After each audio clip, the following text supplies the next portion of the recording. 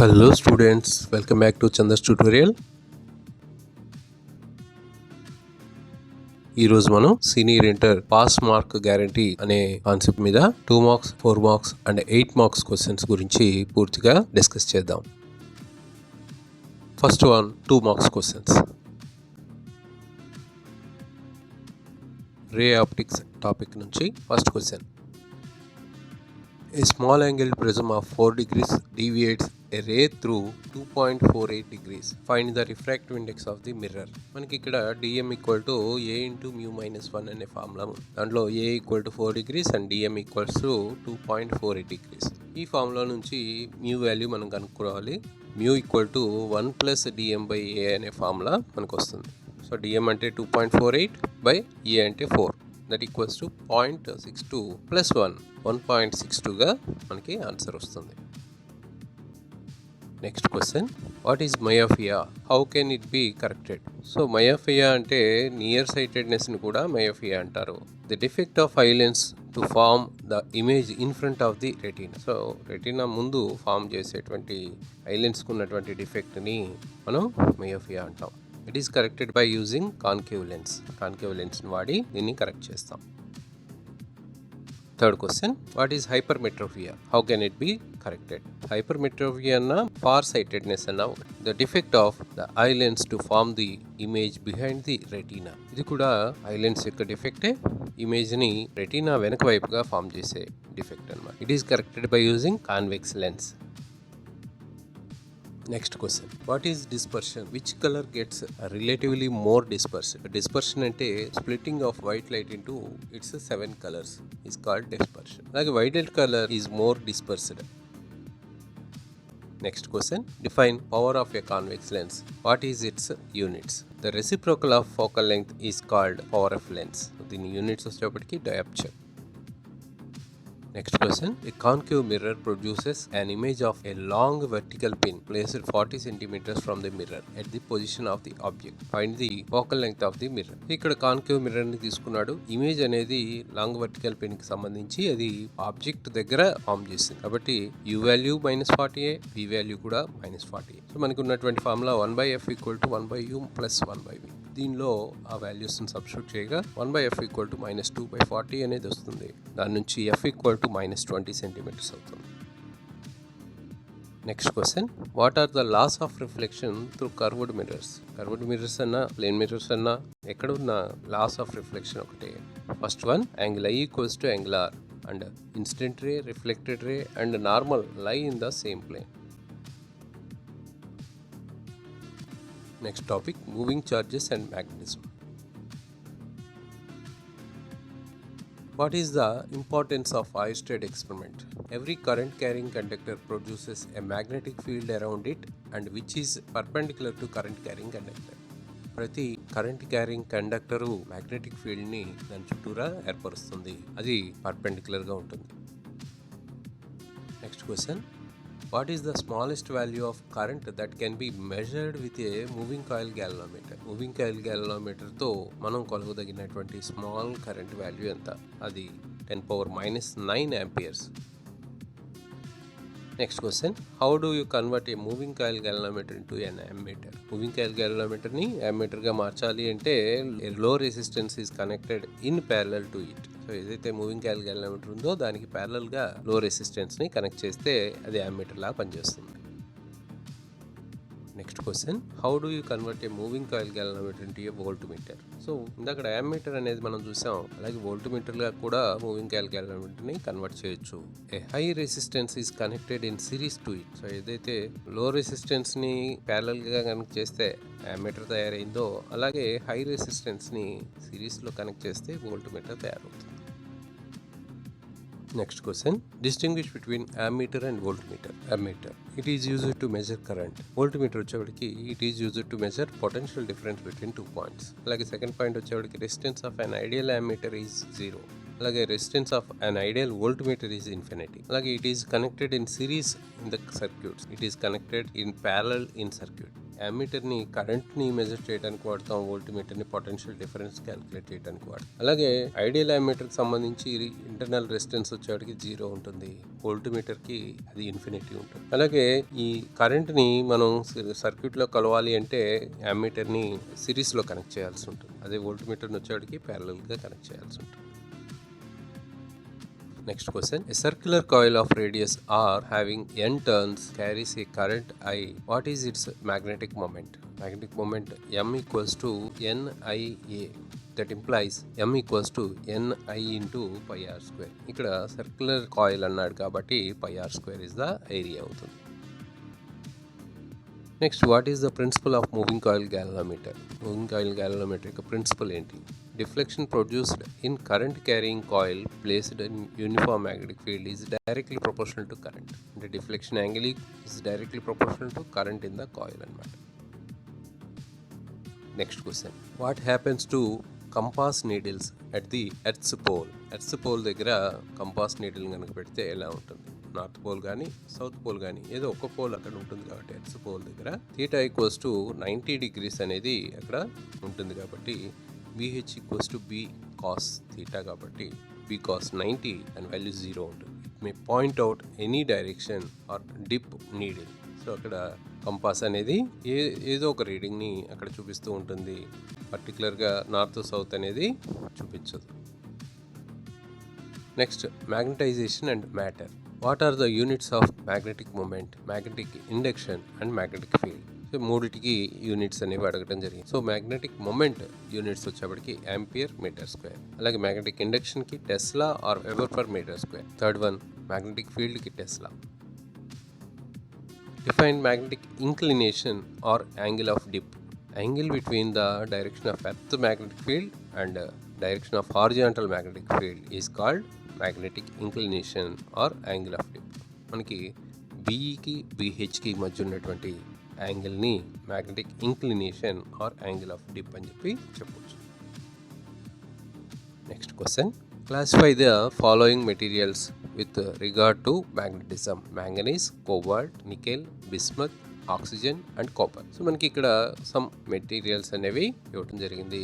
Based on magnetic character వాటిని classify చేయాలి. So diamagnetic మెటీరియల్స్కి వచ్చేటికి BC, that means bismuth and copper. అలాగే పారామాగ్నెటిక్ మెటీరియల్స్కి వచ్చేప్పటికి MO, మ్యాంగనీస్ అండ్ ఆక్సిజన్. అలాగే ఫెర్రో మ్యాగ్నెటిక్ నికెల్, కోబాల్ట్ అనేవి చాలా స్ట్రాంగెస్ట్ మ్యాగ్నెట్స్గా పనిచేస్తాయి కాబట్టి ఇవి ferromagnetic materials.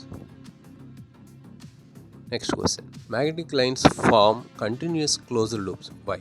Magnetic lines అనేవి క్లోజ్డ్ లూప్స్గా ఫామ్ అవుతాయి. ఎందుకని? Since isolated magnetic poles do not exist.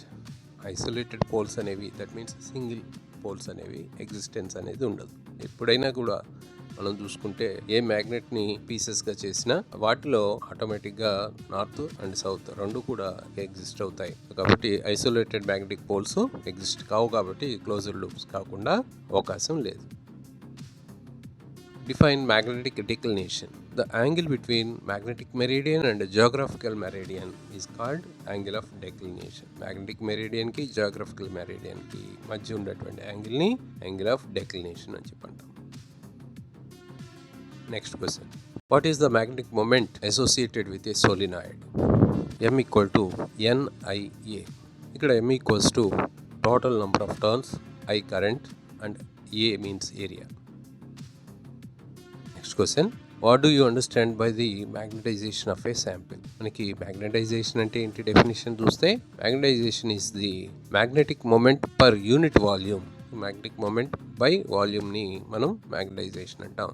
దాని SI units వచ్చేటికి ampere per metre.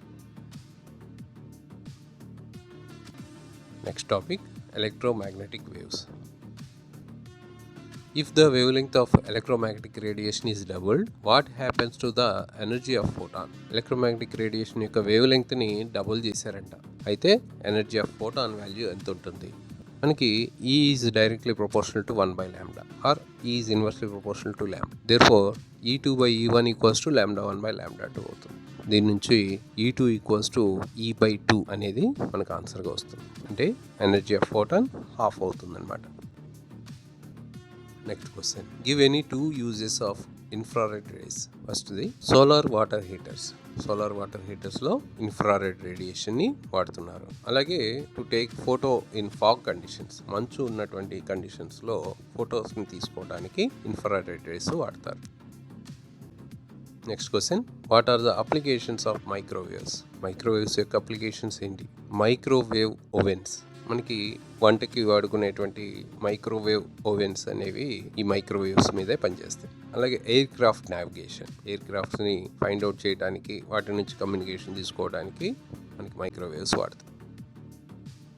Next question, what is the principle of production of electromagnetic waves? Electromagnetic waves యొక్క ప్రొడక్షన్లో దాగి ఉన్నటువంటి principle ఏంటి? And accelerated charges, that means electrons etcetera, produces and EM wave. Next question, microwaves are used in radars. By radars లో microwaves వాడుతున్నారు ఎందుకని? Due to their short wavelengths these usually penetrate the earth's atmosphere. For space vehicle communication also microwaves are use. వీటికి ఉన్నటువంటి short wavelength వల్ల atmosphere లో ఈజీగా penetrate అవ్వగలవు, కాబట్టి మైక్రోవేవ్స్ ని వాడుతున్నారు. Next question, what is the average wavelength of X-rays? మనకి ఎక్స్రేస్ 10 నానోమీటర్స్ నుంచి 10⁻⁴ నానోమీటర్స్ వరకు ఉంటాయి. కాబట్టి వాటి యావరేజ్ తీసుకుంటే 5.0005 నానోమీటర్స్ గా ఉంటుంది. Next question, what is the ratio of speed of infrared race and ultraviolet race in vacuum? Vacuum లో ఏ రేస్ అయినా ఒకే స్పీడ్ తో పోతాయి. వాటి స్పీడ్ వచ్చేప్పటికి 3 × 10⁸ మీటర్ పర్ సెకండ్. కాబట్టి రేషియో ఆఫ్ స్పీడ్స్ వచ్చేప్పటికి 1:1. Next question, define power factor. On which factors does power factor depends? Average power loss per cycle is given by P = VI cos phi. ఇక్కడ cos phi ని power factor గా పిలుస్తాం. Depends on the voltage, current and phase. Next topic, dual nature of light and matter. What are cathode rays? Cathode rays అంటే ఏంటి? A stream of fast moving electrons are called cathode rays. Next one, what is work function? The minimum energy required to escape from the metal surface is called work function. ఏదైతే photon energy మనం ఇస్తే metal surface నుంచి electrons escape అవుతాయో ఆ minimum ఎనర్జీని work function కింద చెప్తాం. Next, what is photoelectric effect? Emission of electrons from a metal surface when suitable frequency of light falls on is called photoelectric effect. That electrons are called photoelectrons. So ఏవైతే suitable frequency of light ని ఒక metal surface మీద పడేసామో అప్పుడు దాని నుంచి electrons అనేవి emit అవుతాయి. So ఆ ఎఫెక్ట్ ని photoelectric effect అంటాం. Write down Einstein's photoelectric equation. H nu = W phi plus Ke maximum. Here H nu is the energy of the photon, W phi is the work function, Ke maximum is the kinetic energy of electrons. Next one, write down de Broglie's relation and explain the terms therein. So మనకి de Broglie dual nature of material particles కి సంబంధించిన information ఇచ్చాడు. అంటే material particles particle లాగాను wave లాగాను ప్రవర్తిస్తాయి. The de Broglie wavelength associated with a material particle is given by lambda = h/p, that equals to h/mv, where h is the Planck's constant, p is the moment, m is the mass of the electron and v is the velocity of the electron. Next question, state Heisenberg uncertainty principle. It is impossible to measure the both position and momentum of a particle simultaneously to any desired degree of accuracy. ఒకేసారి position momentum of a particle ని కనుక్కోవడం అసాధ్యం. So delta x dot delta p is nearly equals to h. Next question, give an example of photosensitive substances. Why they are called so? Photosensitive substances అంటే examples ఏంటి, వాటిని అలా ఎందుకని పిలవటం జరుగుతుంది. వాటికి ఎగ్జాంపుల్స్ వచ్చేప్పటికి lithium, sodium, potassium, zinc, cadmium, magnesium, ఇవి మనకి ఫోటోసెన్సిటివ్ సబ్స్టెన్సెస్. మనకి గుర్తు ఉన్న 3 ఎలిమెంట్స్ రాస్తే సరిపోతుంది. Their work function is low, they emit photo electrons. So వాటి నుంచి ఎలక్ట్రాన్ ఈజీగా బయటికి రాగలుగుతుంది, కాబట్టి వాటిని ఫోటోసెన్సిటివ్ సబ్స్టెన్సెస్ అనొచ్చు. Next question, what is important fact did Millikan's experiment establish? Millikan experiment A fact ని establish చేసింది? Charge present on the body is equals to integral multiple of an electron, Q = ± ne. A body మీద అయినా కూడా charge ఎంత ఉంది అని చెప్పాలి అంటే అది ఎలక్ట్రాన్ కి సంబంధించిన ఛార్జ్ తో ఇంటిగ్రల్ మల్టిపుల్ వాల్యూగా ఉంటుంది, ఇది ప్లస్ గానీ మైనస్ గానీ. Next topic, communication systems. Next question, what are the basic blocks of communication system? మనకి కమ్యూనికేషన్ సిస్టమ్లో 3 బేసిక్ బ్లాక్స్ ఉన్నాయి: transmitter, receiver and channel. Next, what is world wide web? WWW. It is an encyclopedia of knowledge accessible to everyone round the clock through the internet. So నాలెడ్జ్కి సంబంధించిన ఒక ఎన్సైక్లోపీడియాగా WWW అని చెప్పొచ్చు. Mention the frequency range of speech signals. Speech signals frequency range is 300 Hz to 3100 Hz. Next question, what is skywave propagation? The propagation in which the waves of range a few 1 MHz to 30 MHz are received due to total internal reflection takes place at ionosphere is called skywave propagation. 1 MHz నుంచి 30 MHz వరకు receive అయ్యేటువంటి waves, అది కూడా ionosphere లో through total internal reflection, వాటిని sky wave propagation గా చెప్పొచ్చు. Next, mention various parts of the ionosphere. మనకి ఐనోస్పియర్ లో 4 పార్ట్స్ ఉన్నాయి. D layer, that means part of stratosphere, E layer part of stratosphere, and F1 layer part of mesosphere, and F2 layer part of thermosphere. Next one, define modulation. Why is it necessary? Modulation is the process of combining low frequency audio signal with a high frequency audio signal is called modulation. So ఏదైతే speech signal ఉందో దాన్ని high frequency audio signal తో match చేసి ఎక్కువ distances ని travel చేయడానికి signal ని modulation అనే ప్రాసెస్ ద్వారా చేస్తాం జరుగుతుంది. Necessary of modulation to reduce the size of the antenna size ని తగ్గించడానికి, అలాగే to avoiding mixing signals from different transmitters. So different transmitters నుంచి వచ్చేటువంటి మిక్సింగ్ సిగ్నల్స్ ని అవాయిడ్ చేయడానికి హై ఫ్రీక్వెన్సీ ఆడియో సిగ్నల్ ని మ్యాచ్ చేసి పంపిస్తారు.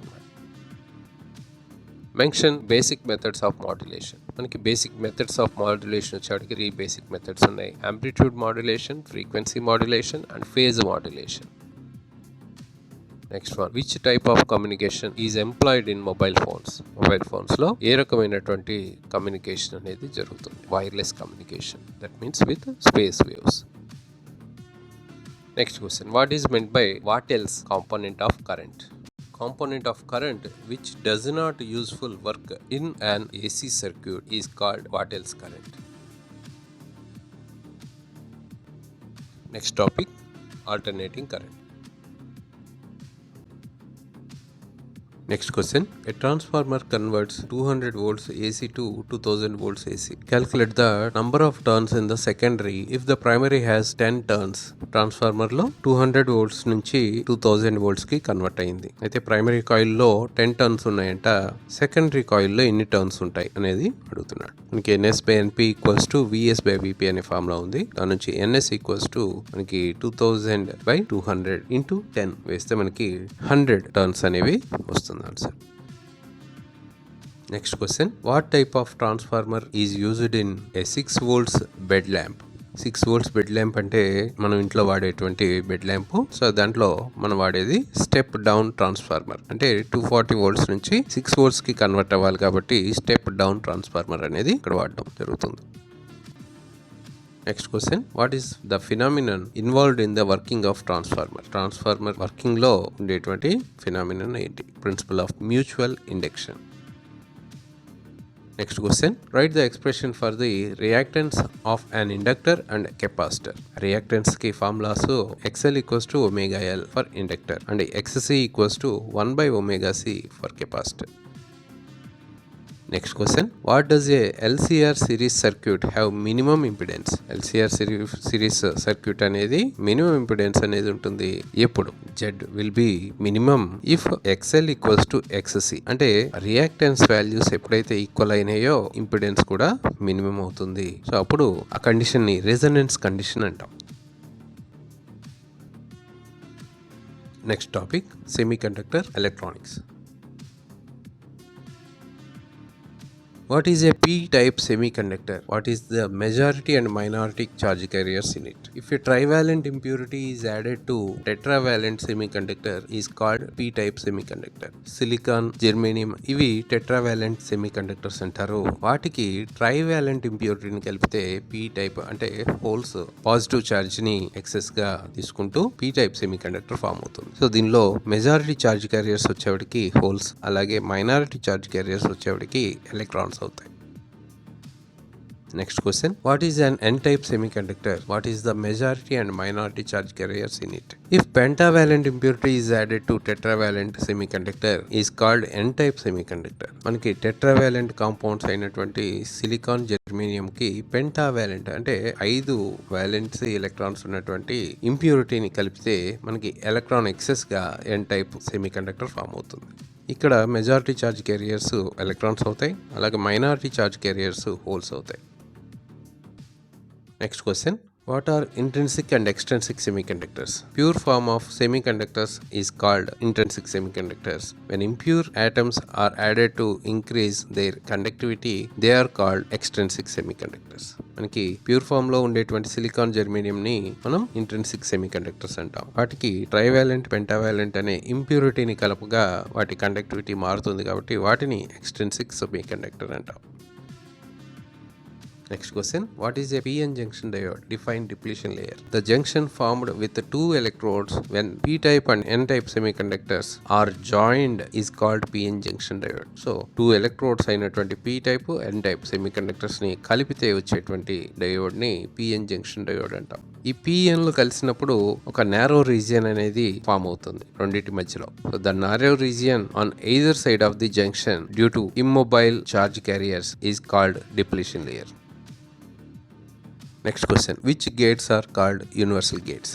అసలు యూనివర్సల్ గేట్స్ అనిపించుకోవాలి అంటే ఆ గేట్స్తో ఏ లాజిక్ గేట్నైనా తయారు చేయగలిగి ఉండాలి. అటువంటి లాజిక్ గేట్స్ మనకి NAND NOR గేట్స్ రెండు కూడా AND గేట్ని తయారు చేయగలవు, OR గేట్ని, XOR గేట్ని, NOT గేట్ని కూడా తయారు చేయగలవు. కాబట్టి NAND NOR గేట్స్ని యూనివర్సల్ గేట్స్ అని చెప్తాం. Next question. What is Zener voltage VZ and how will a Zener diode be connected in circuits generally? Zener voltage అంటే reverse bias voltage at which resistance becomes zero and current increases suddenly is called Zener voltage. A voltage దగ్గర అయితే resistance zero అయ్యి current sudden గా increase అవుతుందో ఆ voltage ని Zener voltage అంటాం. Zener diode always connected in reverse bias. Reverse bias లో Zener diode ని కనెక్ట్ చేస్తాం. Next question. Define amplifier and amplification factor. Amplifier అంటే the device used for raising the strength of a weak signal is called an amplifier. Weak signal ని దాని strength ని పెంచడానికి వాడేటువంటి device ని యాంప్లిఫైయర్ అంటాం. యాంప్లిఫికేషన్ ఫ్యాక్టర్ వచ్చేప్పటికి the ratio of output power to input power is called amplification factor. Next question. Draw the circuit symbol for PNP and NPN transistors. PNP transistor లో వచ్చేప్పటికి ఎమిటర్, కలెక్టర్, బేస్ మూడు కూడా ఒక order లో ఉంటాయి, ఈబిసి form లో. Figure లో చూపించినట్లుగా emitter నుంచి కలెక్టర్ కి యారో మార్క్ వేస్తేనేమో పిఎన్పి ట్రాన్సిస్టర్, అదే కలెక్టర్ నుంచి ఎమిటర్ కి యారో మార్క్ వేస్తేనేమో ఎన్పిఎన్ ట్రాన్సిస్టర్ గా మనం చెప్పుకోవచ్చు. Next 4 marks questions. First question. Define focal length of concave mirror. Prove that the radius of curvature of a concave mirror is double its focal length. The distance between the focus and the pole of the mirror is called focal length. So ఒక concave మిర్రర్ని తీసుకుంటే అది ఒకనొక point దగ్గర clear ఇమేజ్ని form చేస్తుంది. దానికిను ఆ మిర్రర్కి సంబంధించిన పోల్కి మధ్య ఉండేటువంటి డిస్టెన్స్ని ఫోకల్ లెంగ్త్ అని చెప్పంటాం. ఇక్కడ పక్కన ఒక ఫిగర్ చూపించబడింది. దానిలో ఇన్ఫినిటీ నుంచి వచ్చినటువంటి రేస్ ఫోకస్ దగ్గర ఎఫ్ దగ్గర ఇమేజ్ని ఫామ్ చేస్తున్నాయి. ఆ కర్వేచర్ యొక్క సెంటర్ సి అనుకున్నట్లయితే దాని నుంచి ఒక ఇమాజినరీ డాటెడ్ లైన్ని నేను గీయడం జరిగింది. సో ఆ ఇమాజినరీ లైన్ ప్రిన్సిపల్ యాక్సిస్ తో తీటా యాంగిల్ చేస్తుంది అనుకుందాం. అలాగే యాంగిల్ ఎఫ్ వచ్చేప్పటికి 2 తీటా అయితే పోల్ నుంచి సికు ఉన్నటువంటి డిస్టెన్స్ క్యాపిటల్ ఆర్, అలాగే పోల్ నుంచి ఎఫ్ కు ఉన్నటువంటి డిస్టెన్స్ ఫోకల్ లెంగ్త్ ఎఫ్. దీన్ని ఏ రకంగా రాయాలో చూద్దాం. Consider a ray parallel to the principal axis striking the mirror at M gets reflected passing through the focus.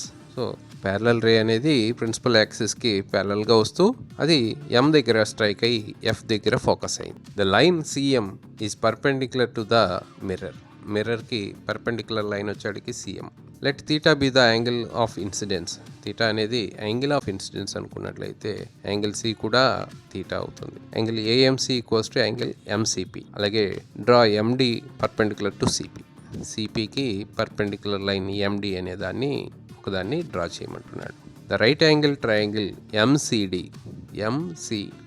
అయితే దానికి తీటా యాంగిల్ ఉంది. సో దాని నుంచి tan theta equals to MD by CD అవుతుంది. అలాగే ట్రయాంగిల్ MFD నుంచి కూడా tan 2 theta equals to MD by FD అవుతుంది. ఈ రెండింటిని రెండు ఈక్వేషన్స్గా తీసుకుంటే tan 2 theta by tan theta that equal to MD by FD by MD by CD that equals to CD by FD అవుతుంది.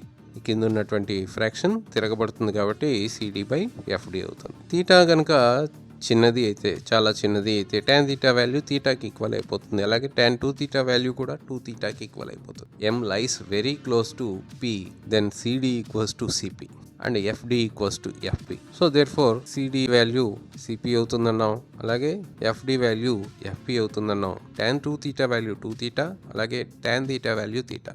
సో దాని నుంచి 2 theta by theta equal to R by F అనేది మనకు వస్తుంది. దానిలో theta వాల్యూ కొట్టేస్తే R by F equal to 2. That means R equals to 2F. మనం ఏదైతే ప్రూవ్ చేయాలనుకున్నామో radius of curvature is equals to double of its focal length. Focal లెంగ్త్కి double అవుతుంది radius of curvature. Next question, why does the setting sun appear red? ఆకాశంలో sunset ఎప్పుడు కూడా red కలర్లో ఉంటుంది, ఎందుకని? Sunlight passes through the atmosphere before it reaches us. So sunlight మనల్ని చేరుకునే లోపు అది అట్మాస్ఫియర్లో ట్రావెల్ చేయాల్సి ఉంటుంది. The sunlight is composed of 7 colours. So sunlight అనేది 7 కలర్స్ యొక్క కాంబినేషన్, విబ్జిఆర్ కలర్స్తో ఉంటుంది. In the evenings where the sun is near the horizontal లైన్కి దగ్గరగా ఉన్నప్పుడు ఈవినింగ్స్ టైంలో the rays have to travel longer path in atmosphere to reach us. So అక్కడ rays ఎక్కువ డిస్టెన్స్ని ట్రావెల్ చేయాల్సి ఉంటుంది. అలాగే the dust, smoke and water vapour present in the atmosphere deviate away these colours differently depending on their wavelengths. So ఈ fog, అలాగే smoke, water vapour ఇవన్నీ కూడా కొన్ని కలర్స్ని డీవియేట్ చేస్తాయి. As red has longer wavelength it is less deviated. So రెడ్కి ఉన్నటువంటి గొప్ప లక్షణం ఏంటంటే దానికి ఎక్కువ వేవ్ లెంగ్త్ అనేది ఉంటుంది, కాబట్టి తక్కువ డీవియేట్ అవుతుంది. Thus red comes to straight while the other colours gets deviated into స్పేస్లోకి మిగిలిన కలర్స్ అన్ని పోయి రెడ్ కలర్కి మనకి కనపడుతుంది. That's why setting sun appears red. కాబట్టి సన్సెట్ ఎప్పుడు కూడా రెడ్ కలర్లో కనపడుతుంది. Next question, explain the formation of mirage. ఎండమావులు ఎలా ఫామ్ అవుతాయి?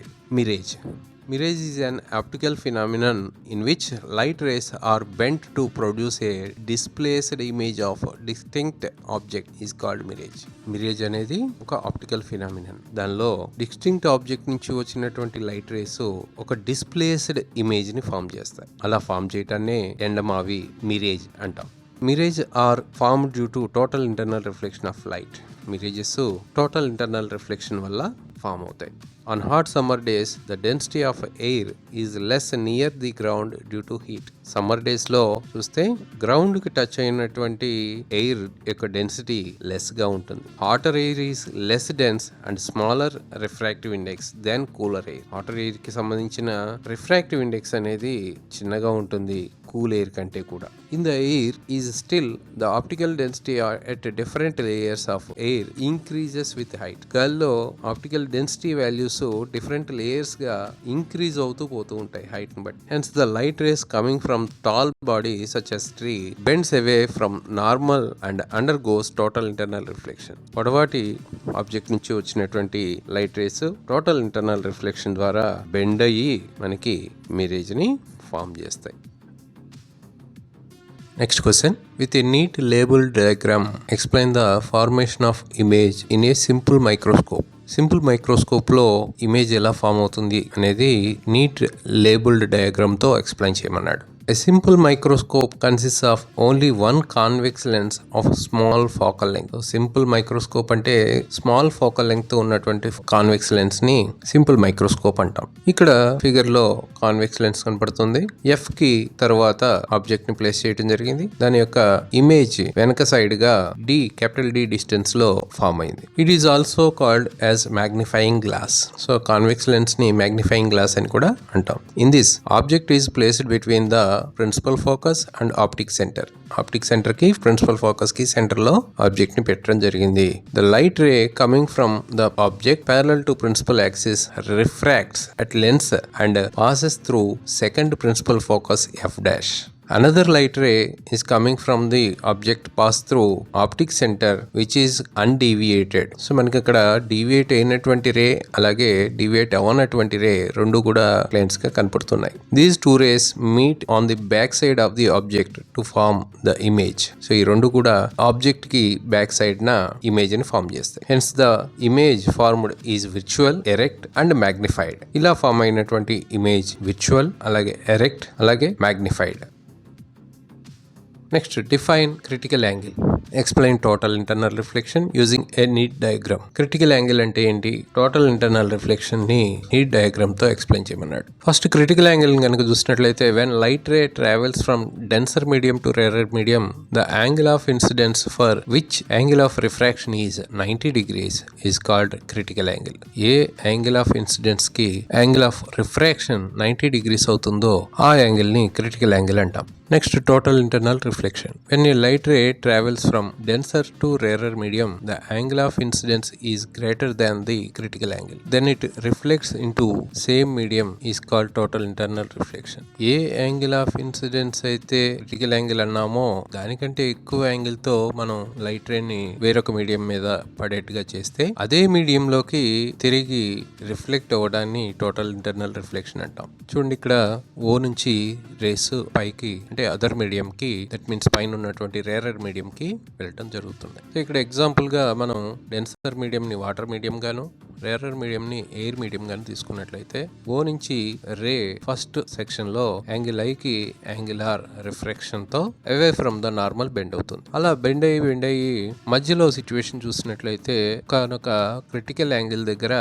రిఫ్రాక్టెడ్ రే ఏదైతే ఉందో అది రెండు మీడియంస్ ని సెపరేట్ చేసేటువంటి లైన్ లోకి పాస్ ఆన్ అవుతుంది. That means r value 90 degrees అనేది. దాని తర్వాత ఉన్నటువంటి ఏ ఇన్సిడెంట్ యాంగిల్ కైనా లైట్ రే తిరిగి డెన్సర్ మీడియంలోకి ట్రావెల్ చేస్తుంది. ఈ ప్రిన్సిపల్ ని టోటల్ ఇంటర్నల్ రిఫ్లెక్షన్ అంటాం. Explain the formation of rainbow. The multicolored arc that appears in the sky opposite to the sun on a rainy day is called rainbow. Sky లో sun కి opposite గా rainy day రోజున కనపడేటువంటి multi coloured arc ని rainbow అంటాం. Rainbow is the combined effect of dispersion, refraction and total internal reflection of sunlight by spherical water droplets of rain in atmosphere. Atmosphere లో ఉన్నటువంటి water droplets అవి కూడా spherical shape లో ఉన్నటువంటి sunlight ని total internal reflection గాను అలాగే refraction గాను అలాగే డిస్పర్షన్ గాను చేసేటువంటి క్రమంలో ఈ రెయిన్బో ఏర్పడుతుంది. The water drops in atmosphere act as small prisms and cause of dispersion and total internal reflection of sunlight to form rainbow. ఈ వాటర్ డ్రాప్స్ అట్మాస్ఫియర్ లో స్మాల్ ప్రిజమ్స్ లాగా పనిచేసి డిస్పర్షన్ ని అలాగే టోటల్ ఇంటర్నల్ రిఫ్లెక్షన్ ని perform చేసి rainbow ఏర్పడేట్టుగా చేస్తాయి అన్నమాట.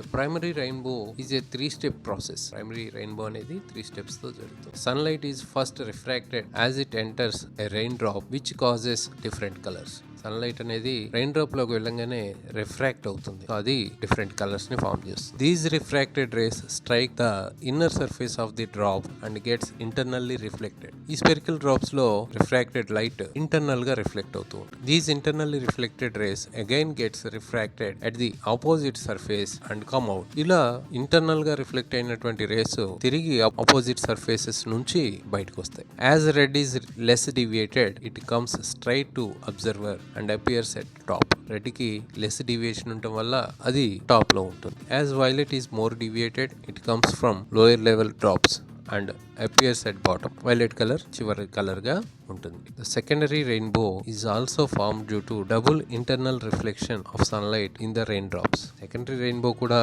ఫామ్ అవుతుంది. ఇది కూడా డబుల్ ఇంటర్నల్ రిఫ్లెక్షన్ వల్ల ఫామ్ అవుతుంది.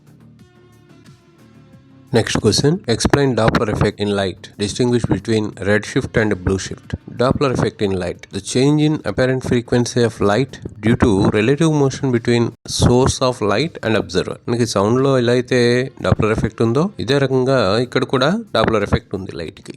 The change in apparent frequency of light. అక్కడ సౌండ్ అనేది మనం చెప్పడం జరిగింది, ఇక్కడ లైట్ గురించి చెప్తున్నాం అంతే. ఇప్పుడు relative motion between source and observer. Source of light కి అబ్జర్వర్ కి మధ్యలో ఉండేటువంటి రిలేటివ్ మోషన్ వల్ల అపరెంట్ ఫ్రీక్వెన్సీలో వచ్చినటువంటి చేంజ్ ని డాప్లర్ ఎఫెక్ట్ కింద చెప్తాం. Red shift. When source and observer away from each other apparent frequency decreases and apparent wavelength increases. This is called red shift. Source observer దూరంగా జరుగుతున్నప్పుడు apparent frequency decrease అవుతుంది, అలాగే apparent wave length అనేది increase అవుతుంది. So దీన్ని మనం ఏమంటాం, red shift అంటాం. అలాగే బ్లూ షిఫ్ట్ వచ్చేప్పటికి when source and observer approaches each other apparent frequency increases or apparent wavelength decreases. So wave length decrease అయితే బ్లూ షిఫ్ట్, మనకి ఆబ్జెక్ట్ బ్లూ కలర్ లో కనబడుతుంది.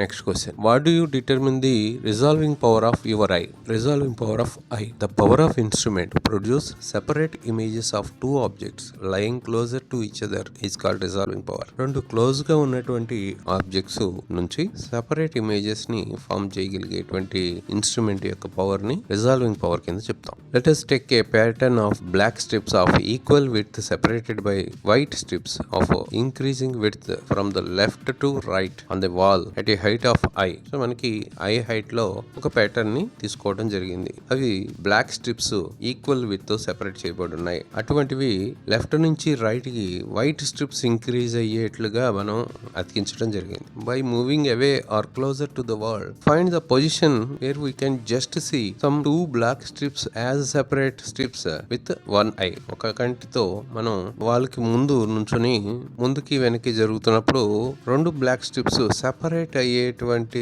క్రమాన్ని మనం గమనించవచ్చు. All the black strips would merge into one another and would not be distinguishable. కొంత దూరం పోయాక అన్ని బ్లాక్ స్ట్రిప్స్ కూడా కలిసిపోయినట్లుగా కనిపిస్తాయి. If d is the width of the white strips which is separate to the two regions and capital D is the distance between the eye and the wall, the resolving power of the eye is given by small d by capital D. రెండు strips మధ్య distance ని small D అనుకున్నట్లయితే మనకిను వాళ్ళకి ఉన్నటువంటి distance capital D అయినట్లయితే just separate అయినటువంటి ఆ distance ని క్యాపిటల్ డి అనుకున్నట్లయితే రిజాల్వింగ్ పవర్ వచ్చేప్పటికి స్మాల్ డి బై క్యాపిటల్ డిగా మనం చెప్పుకోవచ్చు. Next question. Does the principle of conservation of energy hold for interference and diffraction phenomenon? Explain. So, conservation of energy అనేది interference కి diffraction కి వర్తిస్తుందా? Explain చేయండి. Yes, law of conservation of energy is obeyed. So ఇక్కడ interference లోను diffraction లోను law of conservation of energy obey అవుతుంది. Pattern of bright and dark fringes are formed in interference and diffraction. మనకి interference లోను diffraction లోను మనకి bright dark fringes form అవుతాయి. These patterns obey principle of conservation of energy. ఈ patterns అనేవి conservation of ఎనర్జీని బట్టి పనిచేస్తాయి. అది ఎలా? In interference and diffraction light energy is redistributed. So ఇక్కడ ఇంటర్ఫిరెన్స్ లోను డైఫ్రాక్షన్ లోను ఏం జరుగుతుంది, లైట్ ఎనర్జీ అనేది రీడిస్ట్రిబ్యూట్ అవుతుంది. రీడిస్ట్రిబ్యూట్ అవడం అంటే ఒక చోట బ్రైట్ లైట్, ఒక చోట డార్క్ లైట్ అనేది ఇందుకు ఫామ్ అవుతుంది. ఒక రీజియన్ లో లైట్ అనేది ఓవర్ ల్యాపింగ్ లో ఏమవుతుందంటే ఆపోజిట్ ఫేజెస్ కలవటం వల్ల డార్క్ ఫ్రింజ్ ని, ఒకే వేవ్స్ కలవటం వల్ల బ్రైట్ ఫ్రింజ్ ఫామ్ అవటం అనేది జరుగుతూ ఉంది. అంటే లైట్ అనేది ఎక్కడికో పోవట్లేదు, రీడిస్ట్రిబ్యూట్ అవుతుంది. Thus there is no gain or loss of energy. ఇక్కడ లాస్ గానీ గెయిన్ గానీ జరగట్లేదు. లైట్ మాత్రమే ఏమవుతుంది, రీడిస్ట్రిబ్యూట్ అవడం వల్ల ఆపోజిట్ సైడ్స్ కలిసిన ప్లేస్ లో డార్క్ ఫ్రింజ్ ని, సేమ్ వేవ్స్ కలిసిన ప్లేస్ లో బ్రైట్ ఫ్రింజ్ ని పొందుతున్నాం అన్నమాట. Next question. Discuss the intensity of transmitted light when a Polaroid is rotated between two crossed Polaroids.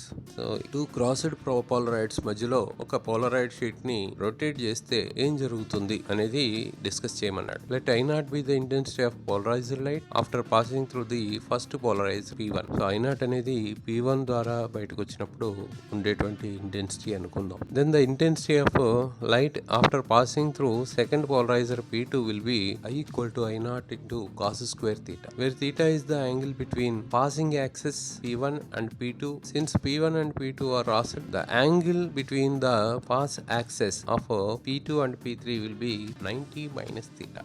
That means pi by 2 minus theta. Hence, the intensity of light emerging from P3 will be I equal to I naught cos square theta into cos square pi by 2 minus theta. Cos square y by 2 minus theta sine square theta అవుతుంది కాబట్టి I equal to I0 into cos square theta into sine square. So sine square theta into cos square theta, దీన్ని మనం sign square 2 theta by 4 కింద రాసుకుంటే I equals to I0 by 4 into sine square 2 theta. Theta equals to π by 4 అయితే intensity will be maximum. Theta place లో π by 4 substitute చేస్తే intensity అనేది maximum వస్తుంది.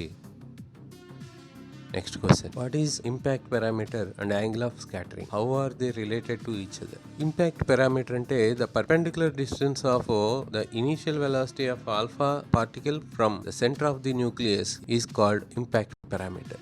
So alpha particle అనేది న్యూక్లియస్ వైపుకి target అయినప్పుడు కొంత డిస్టెన్స్ ముందు నుంచే అది డివేట్ అయిపోతుంది. Because of alpha particle has positive charge and nucleus also has positive charge. So రెండు పాజిటివ్స్ అప్పటికి అట్రాక్ట్ అవ్వవు కాబట్టి కొంత డిస్టెన్స్ లోనే డివేట్ అవడం అనేది జరుగుతుంది. ఆ ఇంపాక్టింగ్ డిస్టెన్స్ ని మనం ఏమంటామంటే ఇక్కడ ఇంపాక్ట్ పారామీటర్ అంటాం. అలాగే యాంగిల్ ఆఫ్ స్కాటరింగ్ వచ్చేప్పటికి the angle between the direction of approach and the direction of scattering of alpha particle is called angle of scattering. Angle of approach కి యాంగిల్ ఆఫ్ స్కాటరింగ్ కి అంటే వస్తున్నటువంటి direction కి వెళ్తున్నటువంటి direction కి మధ్యలో ఉండేటువంటి యాంగిల్ ని యాంగిల్ ఆఫ్ స్కాటరింగ్ అంటాం. ఈ రెండింటిని ఇక్కడ రిలేట్ చేస్తూ ఒక ఈక్వేషన్ ఇవ్వడం జరిగింది. B equals to 1/4 epsilon naught into ZE square by half MV square cot theta by 2. So B theta రెండింటిని ఇక్కడ రిలేట్ చేయొచ్చు. Next question. What are the limitations of Bohr's theory of hydrogen atom? Bohr's థియరీకి limitations ఏంటి? It could not explain the fine structure of spectral lines in hydrogen atom. Hydrogen atom లో fine structure ని explain చేయలేకపోయింది Bohr's theory. Fine structure అంటే Lyman Balmer వంటి సిరీసే కాకుండా inner గా ఇంకా ఫైన్ స్ట్రక్చర్ అనేది ఏర్పడడం వల్ల దాన్ని ఎక్స్ప్లెయిన్ చేయలేకపోయింది. It could not explain the wave properties of electron. Electron కు ఉన్నటువంటి వేవ్ ప్రాపర్టీని కూడా ఎక్స్ప్లెయిన్ చేయలేకపోయింది. It could not explain the elliptical orbits because bore assumed the circular orbits. Bore అనుకున్నది సర్క్యులర్ ఆర్బిట్స్ కానీ ఎలిప్టికల్ కాన్సెప్ట్ ని explain చేయలేకపోయింది. It fails in the case of atoms of elements for Z is greater than 1. ఒకటి కంటే ఎక్కువ electron ఉన్నటువంటి atoms ని కూడా ఈ బోర్స్ థియరీ ఎక్స్ప్లెయిన్ చేయలేకపోయింది. Next question. Write a short note on de Broglie's explanation of Bohr's second postulate of quantization.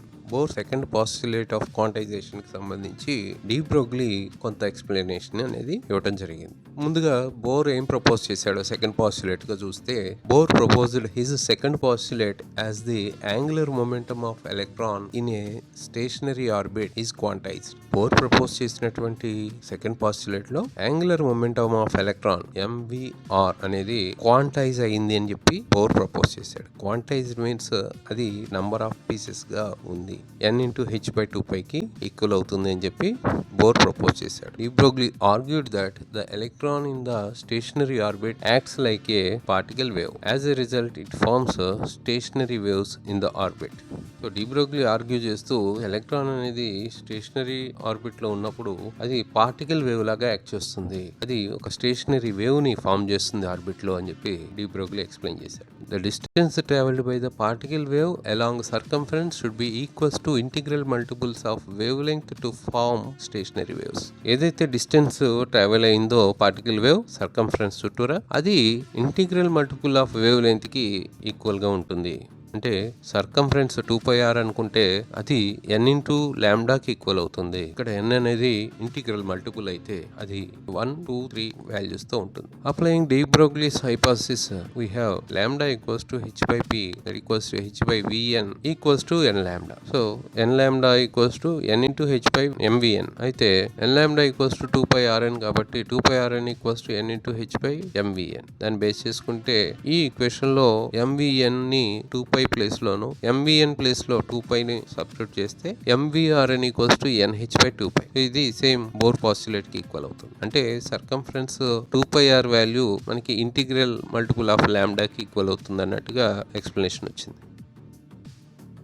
Next question. Describe Rutherford atom model. What are the drawbacks of this model? Rutherford model of atom. So Rutherford ప్రకారం ఏంటంటే atom is hollow sphere of radius 10⁻⁻10 metres. So Rutherford ప్రకారం atom అనేది ఒక hollow spear, అది కూడా 10⁻⁻10 metres లో ఉన్నటువంటి ఒక స్పియర్ కింద చెప్పవచ్చు. అలాగే total positive charge and mass of atom is concentrated in the nucleus of radius in the order of 10⁻13 to 10⁻15 metres. 10⁻13 నుంచి -15 మీటర్స్ లోపు ఆ పాజిటివ్ చార్జ్ అంతా కూడా అక్కడ కాన్సన్ట్రేట్ అయి ఉంటుంది. Electrons revolves around the nucleus like planets around the sun. Planets ఎలా అయితే సన్ చుట్టూరా తిరుగుతున్నాయో అలాగే ఎలక్ట్రాన్స్ కూడా న్యూక్లియస్ చుట్టూరా తిరుగుతున్నాయి అని చెప్పి రదర్ఫోర్డ్ మోడల్ చెప్తుంది. అలాగే total positive charge inside the nucleus is equals to total negative charge of the revolving electrons around it. Positive charge ఎంత ఉందో నెగిటివ్ ఛార్జ్ కూడా అంతే ఉంది అని ఈ మోడల్ చెప్తుంది. నెక్స్ట్ డ్రాబ్యాక్స్ వచ్చేవాటికి as the revolving electron loses energy continuously it must spiral inwards and finally merge into nucleus. ఒకవేళ ఎలక్ట్రాన్ రివాల్వ్ అవుతున్నప్పుడు ఎనర్జీని లూజ్ అవుతూ ఉంటే అది న్యూక్లియస్ లో మెర్జ్ అయిపోవాల్సి ఉంటుంది. న్యూక్లియస్ లో మెర్జ్ అయిపోతే atom has to collapse. Atom అనేది కొలాప్స్ అయిపోతుంది. కానీ according to electromagnetic theory it is impossible. Electromagnetic theory base చేసుకుంటే ఇది ఇంపాసిబుల్. ఇంకొక డ్రాబ్యాక్ వచ్చేవాడికి it could not explain the line spectra of atom. Rutherford model line స్పెక్ట్రాని explain చేయలేకపోయింది.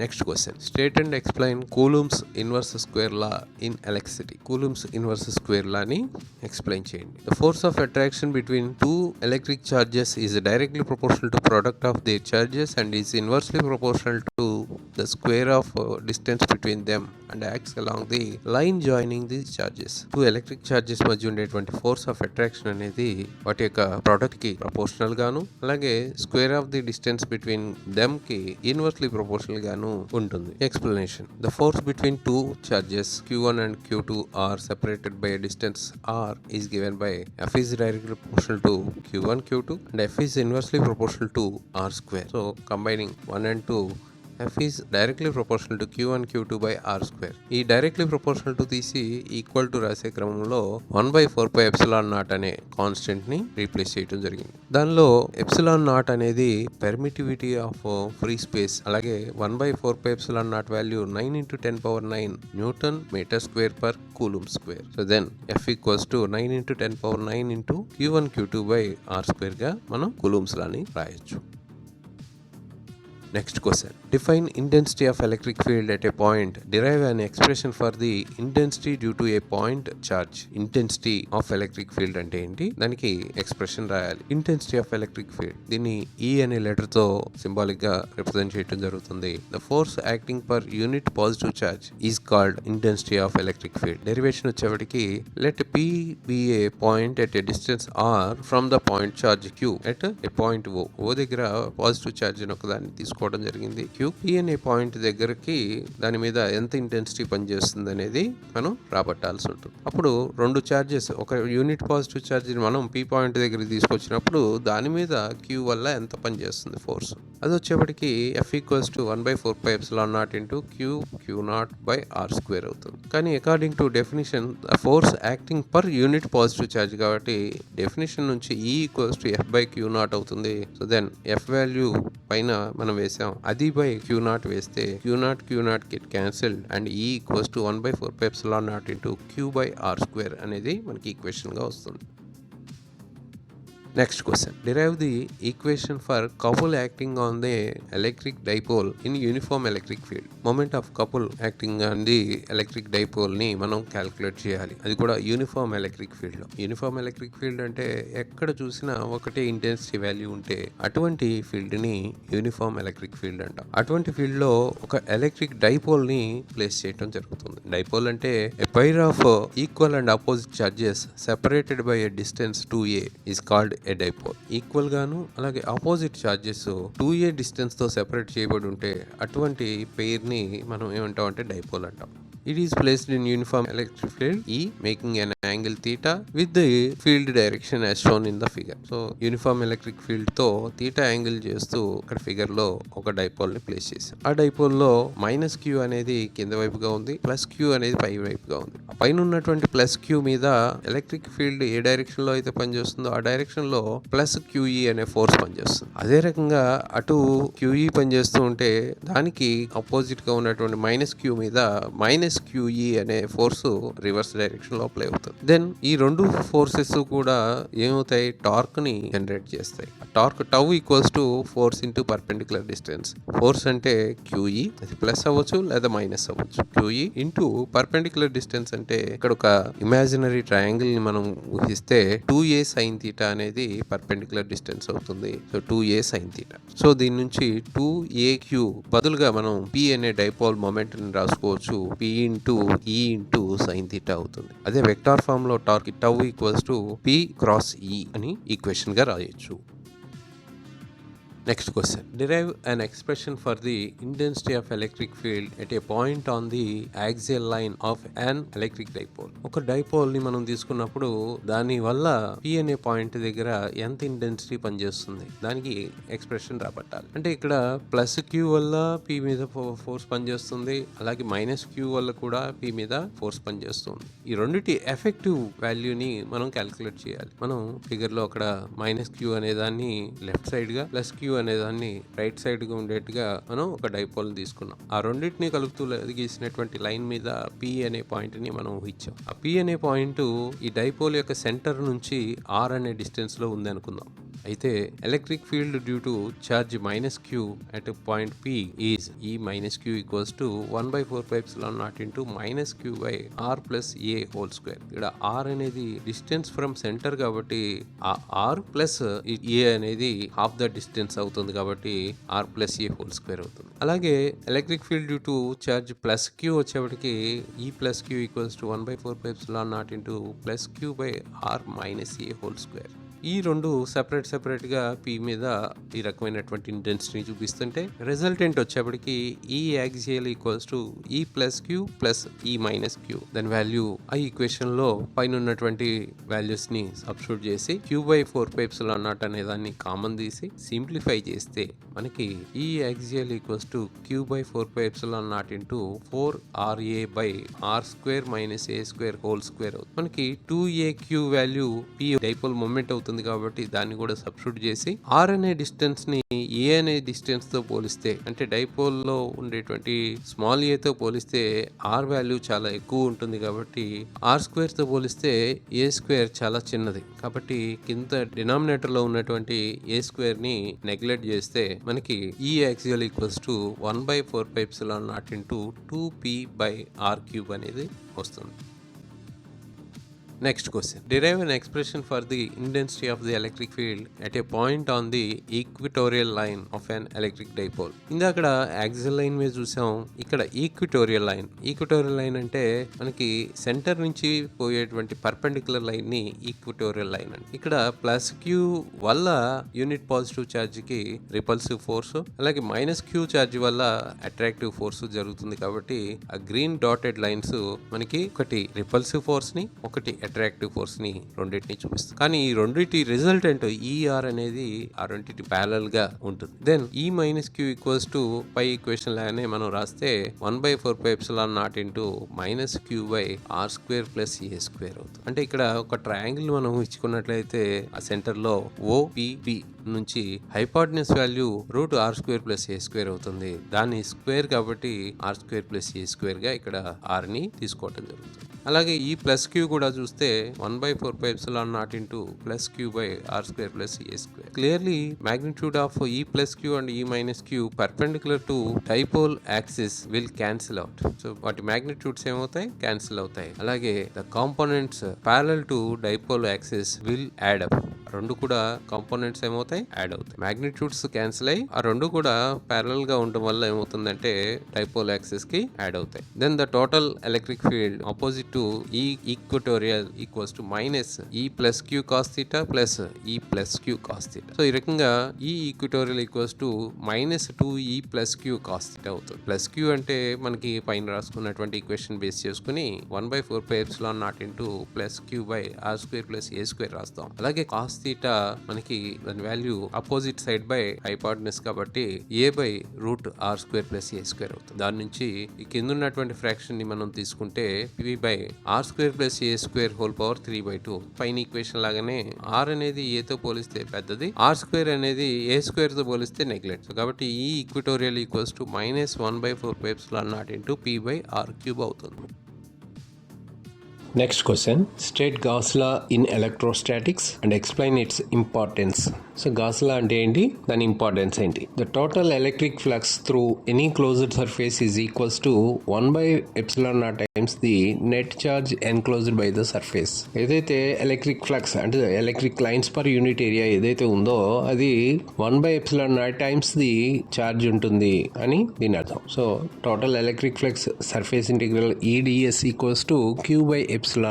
దీని ఇంపార్టెన్స్ వచ్చేప్పటికి valid for closed surface any shape and size. So ఇది closed surface కి మాత్రమే వర్తిస్తుంది, అది కూడా ఏ షేప్ అయినా ఏ సైజ్ ఉన్నా కూడా. అలాగే it gives the relation between electric field and electric charge. So field కి చార్జ్ కి మధ్య రిలేషన్ ఇస్తుంది. అలాగే applicable to any distribution of charge with in the closed surface. Charge distribution అనేది ఎలా ఉన్నా కూడా అది క్లోజ్డ్ సర్ఫేస్ లో ఉంటే దానికి అప్లికబుల్ అన్నమాట. Next question, derive an expression for the electric potential due to point charge. Electric potential కి సంబంధించిన ఈక్వేషన్ ని మనం రాబట్టాలి, అది కూడా పాయింట్ ఛార్జ్ కి సంబంధించి. సో ఆ ఫిగర్ లో ఓ దగ్గర ప్లస్ క్యూ అనే ఛార్జ్ ని తీసుకున్నాం, ఇన్ఫినిటీ నుంచి పి అనే పాయింట్ కి ఒక యూనిట్ పాజిటివ్ ఛార్జ్ ని బ్రింగ్ చేయడంలో ఎంత పని జరిగింది అనేది మనం ఇక్కడ క్యాలిక్యులేట్ చేయాల్సి ఉంటుంది. So consider a point charge plus Q at point on O in free space. Let us find the electric potential at P due to charge plus Q. Let R be the position vector of P from O. That means OP equals to R. అయితే ఇక్కడ consider a point A having distance x with respect to O. The electric intensity at that point is E equals to 1/4πε0 into Q by x square. So O నుంచి x distance లో ఉన్నటువంటి A దగ్గర గనక charge ని తీసుకొచ్చినట్లయితే electric field intensity అనేది E equals to 1/4πε0 into Q by x square ఉంటుంది. అయితే total work done in bringing unit positive charge from infinity to R. So infinity నుంచి ఆర్ కి జరపడానికి కావాల్సిన work done equals to W equals to integral infinity to R dW. That equals to minus integral infinity to R EdX. ఇక్కడ field కి against గా చేయాల్సిన work కాబట్టి minus అనేది మనం పెట్టుకోవడం జరుగుతుంది. So minus integral infinity to R 1/4πε0 into Q by x square into dx అనేది స్మాల్ డిస్టెన్స్ జరపడంలో మనకి జరిగినటువంటి పనిని క్యాలిక్యులేట్ చేయడం అన్నమాట. దెన్ కాన్స్టెంట్స్ అన్ని కూడా బయటికి లాక్కొచ్చేస్తే ఇంటిగ్రల్ లో 1/x² dx అనేది ఉంటుంది. Integral 1/x² dx value -1/x. So then దానికి లిమిట్స్ అనేవి అప్లై చేస్తే మనకి Q/4πε0 into 1/r minus 1/∞. So 1/∞ value 0 కాబట్టి 1/r ని మాత్రం మనం తీసుకోవాల్సి ఉంటుంది. Then W equals to V equals to 1/4πε0 into Q by R అనేది ఇక్కడ పొటెన్షియల్ కింద మనం తీసుకోవడం జరుగుతుంది. Next question, derive an expression for the capacitance of a parallel plate capacitor. Parallel plate capacitor కి సంబంధించి కెపాసిటెన్స్ ని మనం రాబట్టాలి. ప్యారలల్ ప్లేట్ అనగానే ఒక ప్లేట్ మీద పాజిటివ్ ఛార్జ్, రెండో ప్లేట్ మీద నెగిటివ్ ఛార్జ్ ఉన్నటువంటి రెండు ప్లేట్స్ d డిస్టెన్స్ తో సెపరేట్ అయి ఉంటే దానికి సంబంధించిన electric intensity equals to E equals to sigma by epsilon naught that equals to V by D అవుతుంది. సో ఇక్కడ ఇచ్చినటువంటి పాయింట్స్ గమనించినట్లయితే P and Q are two parallel plates separated by distance d. Area of each plate is A. Plate P is charged and Q is earth connected. So P అనేది అన్ని మనం plus charge గాను, Q అనేది అన్ని earth connect చేసాం కాబట్టి negative charge గాను మనం తీసుకోవడం జరుగుతుంది. Then sigma equals to Q by A, అంటే surface charge density value charge per unit area అంటాం కాబట్టి Q బై A తీసుకోవడం జరుగుతుంది. Then field due to plus Q equals to plus sigma by 2 epsilon naught. అలాగే electric field due to minus Q charge is E equals to minus sigma by 2 epsilon naught. So total field కనుక గమనించినట్లయితే E equals to sigma by 2k epsilon naught అవుతుంది. 2k epsilon naught minus of minus sigma by 2k epsilon naught, minus of minus plus అయ్యి 2 sigma by 2k epsilon naught that equals to sigma by k epsilon naught అనేది మిగులుతుంది. By using capacity formula C equal to Q by V, Q by V అయితే ఈ V place లో మనం E into D అనే దాన్ని మనం రాసుకోవచ్చు. సో దెన్ E అంటే sigma by k epsilon naught కాబట్టి సో దాన్ని సబ్స్టిట్యూట్ చేయగా సిగ్మా సిగ్మా క్యాన్సిల్ అయ్యి ఈ కింద ఉన్నటువంటి k ఎప్సిలాన్ నాట్ అనేది పైకి రివర్స్ అయ్యి k epsilon naught into A by D అనేది వస్తుంది. This is the capacity expression. Next question. Explain series combination of capacitors. Derive the formula for equivalent capacitance in each combination. Series combination capacitors కి సంబంధించి equivalent capacitance కి expression రాబట్టాలి. So మనకి series combination అనగానే in series combination first capacitor second plate is connected to second capacitor first plate and second capacitor second plate is connected to third capacitor first plate and so on. First capacitor first plate and last capacitor second plate is connected to opposite terminals of A battery. మనకి figure లో చూపించినట్లుగా capacitors ని బ్యాటరీకి connect చేసాం. In series combination the charge on each plate will be same but potential is difference. Series combination లో ప్రతి capacitor కి సంబంధించిన charge same ఉంటుంది, అలాగే పొటెన్షియల్ అనేది డిఫరెన్స్ ఉంటుంది. Therefore V equals to V1 plus V2 plus V3, అంటే బ్యాటరీకి across గా ఉన్నటువంటి వోల్టేజ్ మూడుగా స్ప్లిట్ అయ్యి V1 V2 V3 గా ఉంటుంది. కానీ మనకి V equal to Q by C అనే ఫార్ములా మనకు ఉంది కాబట్టి V1 equal to Q by C1, V2 equal to Q by C2 and V3 equal to Q by C3. So therefore V equals to ఏమవుతుంది Q by C1 plus Q by C2 plus Q by C3. So వాటిలో Q common తీసేసి ఈ బయట ఉన్నటువంటి V బదులు కూడా Q by C substitute చేసి రెండు వైపులా Q ని క్యాన్సిల్ చేసేస్తే 1 by C equals to 1 by C1 plus 1 by C2 plus 1 by C3 అనేది ఫార్ములా వస్తుంది. That is the expression for equivalent capacitance.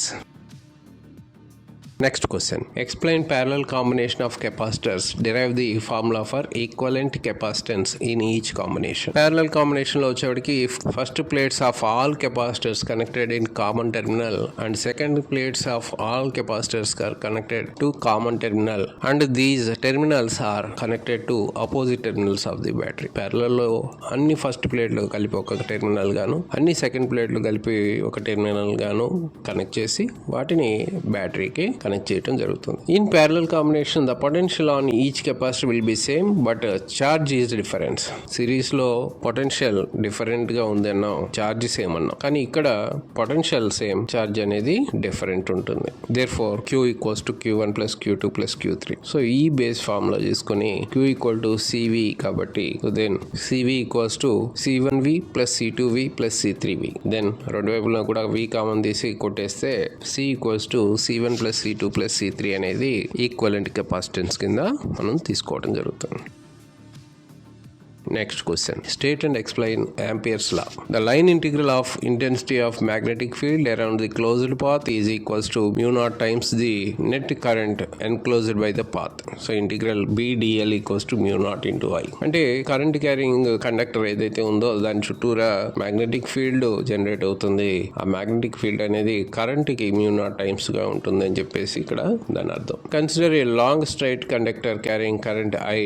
Magnetic field at a distance or from the conductor is given by dB equals to mu naught by 2 pi into I by R. So dB value మనం mu naught by 2 pi into I by R గా తీసుకోవడం జరుగుతుంది. So then B is parallel to DL. B అనేది DL కి parallel గా ఉంది కాబట్టి theta value 0 అవుతుంది కాబట్టి cos 0 1 అవుతుంది కాబట్టి integral of BDL equals to line integral of BDL cos 0. Then B అనేది కాన్స్టెంట్ కాబట్టి B ని బయటికి లాక్కొచ్చేస్తే integral DL అనేది అనేది వస్తుంది. ఇక్కడ సర్క్యులర్ పాత్ లో మనకి మ్యాగ్నెటిక్ ఫీల్డ్ ఉంటుంది కాబట్టి ఆ సర్కమ్స్టెన్స్ వాల్యూ 2πr అవుతుంది కాబట్టి so integral BDL equals to 2πr. Then 2πr ని దానిలో సబ్స్టిట్యూట్ చేయగా మనకి integral BDL equals to μ0/2π into I/r into 2πr అనేది వస్తుంది. దట్ మీన్స్ 2π క్యాన్సిల్ చేసేసి r కూడా క్యాన్సిల్ చేసేస్తే మనకి integral BDL value μ0 into I అనేది వస్తుంది.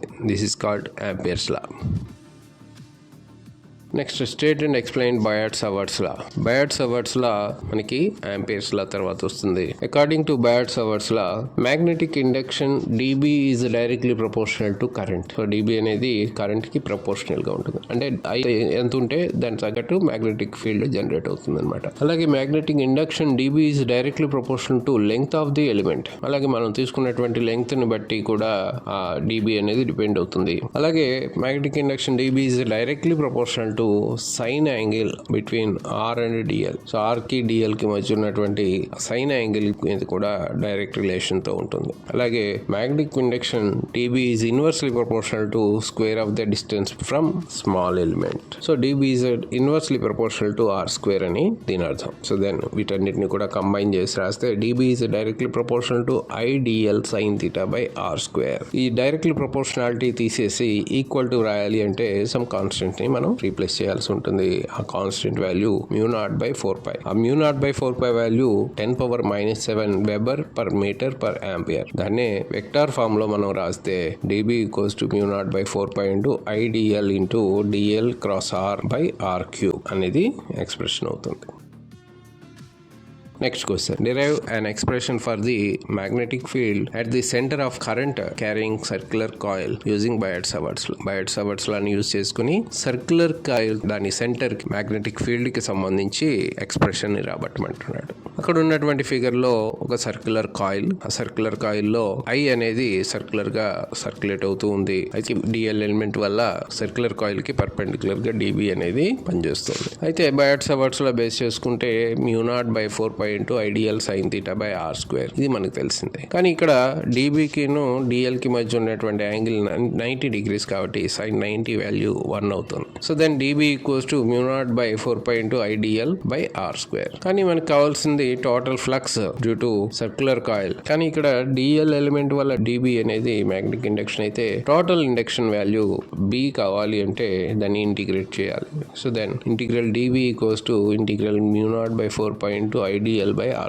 మనకి కాన్స్టెంట్స్ అన్నింటినీ కూడా బయటకు లాగేస్తే B equals to μ0/4π into I/R² into integral DL. Integral DL value ఇక్కడ సర్క్యులర్ కాయిల్ కాబట్టి 2πr అనేది ఇంటిగ్రల్ DL వాల్యూ అవుతుంది. సో దెన్ 2π కొట్టుకుపోతే అలాగే R² లో కొట్టుకుపోతుంది. Then B equal to μ0/2 into I/R అనేది మనకి వస్తుంది. అలాగే n టర్న్స్ కనుక ఉంటే సర్క్యులర్ కాయిల్ లో అది I కి మల్టిపుల్ గా n అనేది మనం ప్లేస్ చేయాల్సి ఉంటుంది. Next question. Find the magnetic induction due to a long current carrying conductor. Magnetic induction due to long current carrying conductor. మనకి పొడవాటి కాపర్ వైర్ ని తీసుకున్నట్లయితే దాని వల్ల మ్యాగ్నెటిక్ ఫీల్డ్ ఎంత.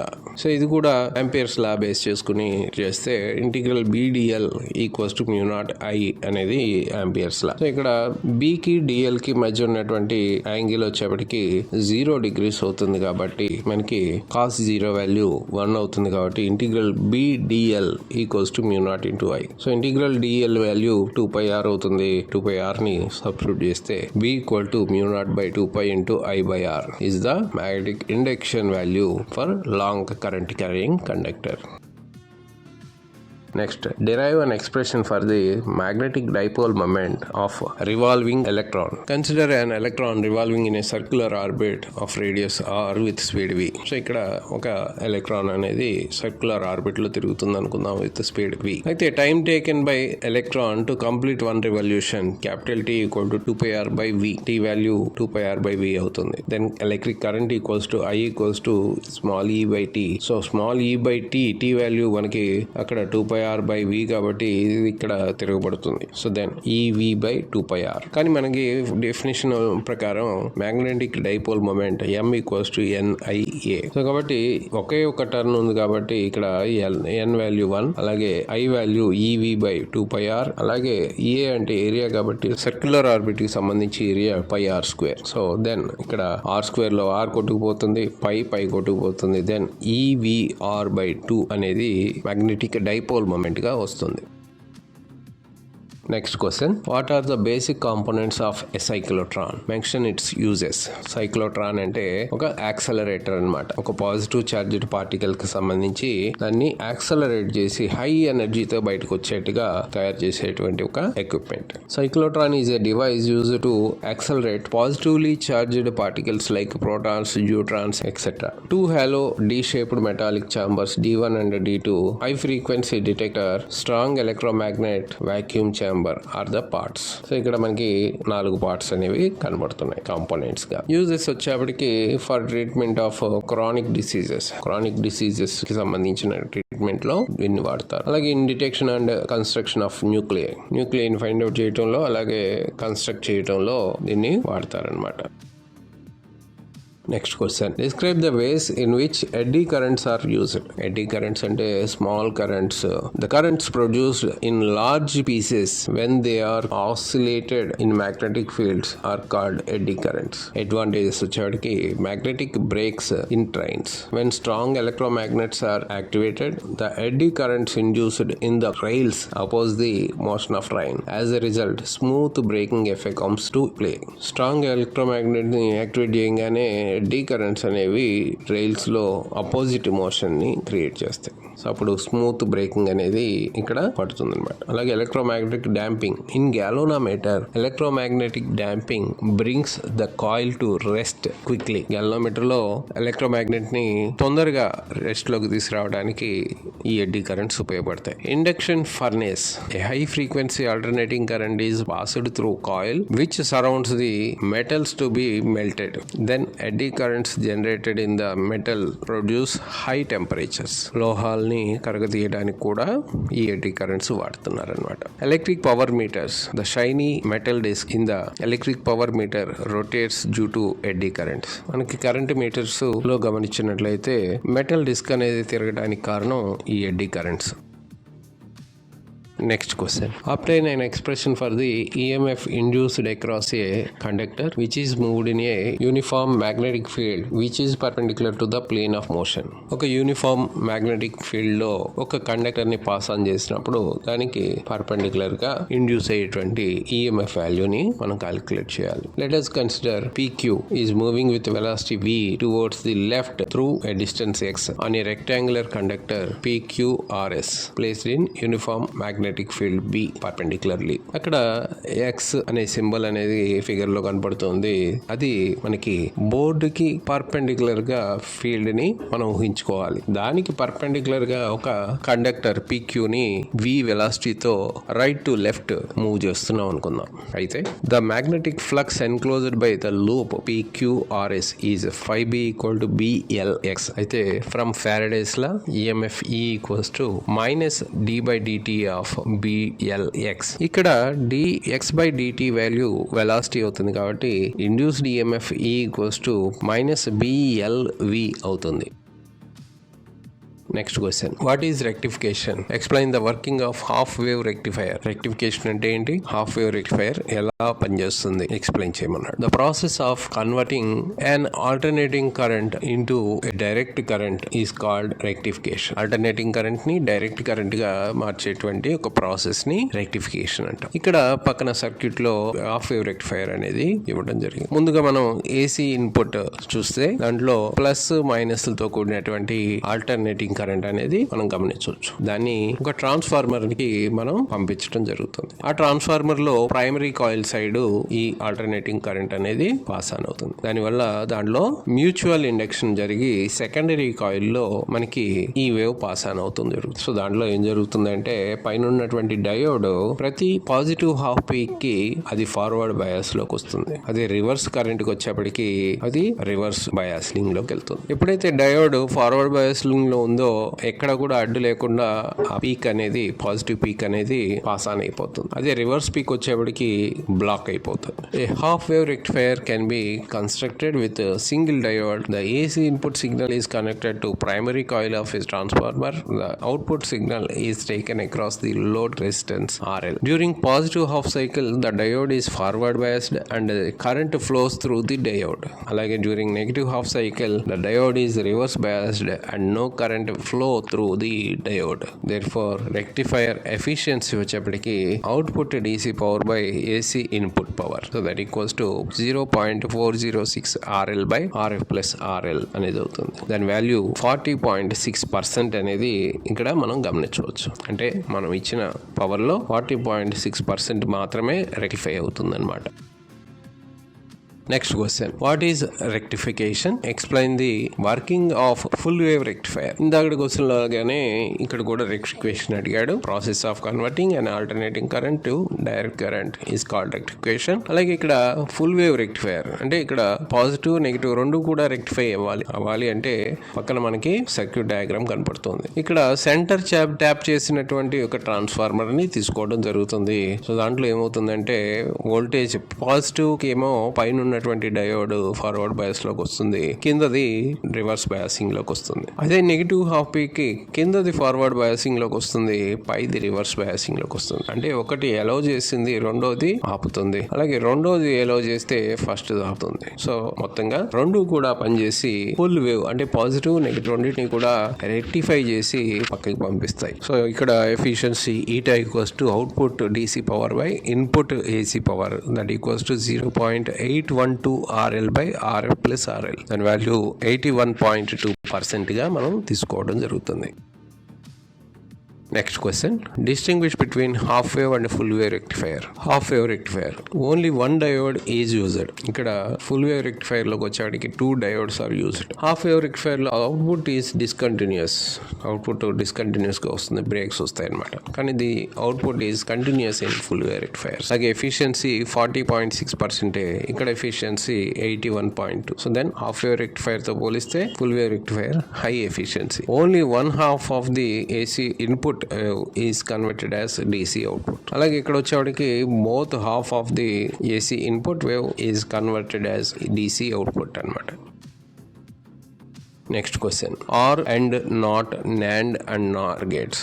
సో వీటికి సంబంధించి క్వశ్చన్. బేసిక్ లాజిక్ గేట్స్ అని ఇస్తే ఈ క్వశ్చన్ రాయొచ్చు. మనకి basic gates OR AND NOT మూడింటిని కూడా బేసిక్ గేట్స్ కింద చెప్పడం జరుగుతుంది. ఆర్ గేట్ కి సంబంధించి మనకి ఫిగర్ 1 లో ఉన్నట్టుగా గేట్ అనేది మనం డ్రా చేయాల్సి ఉంటుంది. దాని అవుట్పుట్ ఆపరేషన్ వచ్చేవాడికి ప్లస్. సో దాని ట్రూత్ టేబుల్ గమనించినట్లయితే 0 + 0 0, 0 + 1 1, 1 + 0 1, 1 + 1 2 అవ్వాలి, కానీ లాజికల్ గా అది 1 అవుతుంది. అలాగే నెక్స్ట్ ఎండ్ గేట్ గమనించినట్లయితే D షేప్ అనేది ఇక్కడ గమనించాలి. ఇదే షేప్ కింద మనకి ఉంటుంది. దీని అవుట్పుట్ ఆపరేషన్ వచ్చేప్పటికి మల్టిప్లికేషన్. 0 × 0 0, 0 × 1 0, 1 × 0 0, 1 × 1 1 అవుతుంది. అలాగే next final the not gate. Not gate వచ్చేప్పటికి ఇన్పుట్ కి కాంప్లిమెంట్ వాల్యూ వస్తుంది. అంటే A కి A కాంప్లిమెంట్ 1 అవుతుంది కాబట్టి 0 కి కాంప్లిమెంట్ 1 అవుతుంది కాబట్టి 1 కి కాంప్లిమెంట్ 0 అవుతుంది. ఈ రకంగా ట్రూత్ టేబుల్ ఉంటుంది. Define NAND and NOR gates. Give their truth tables.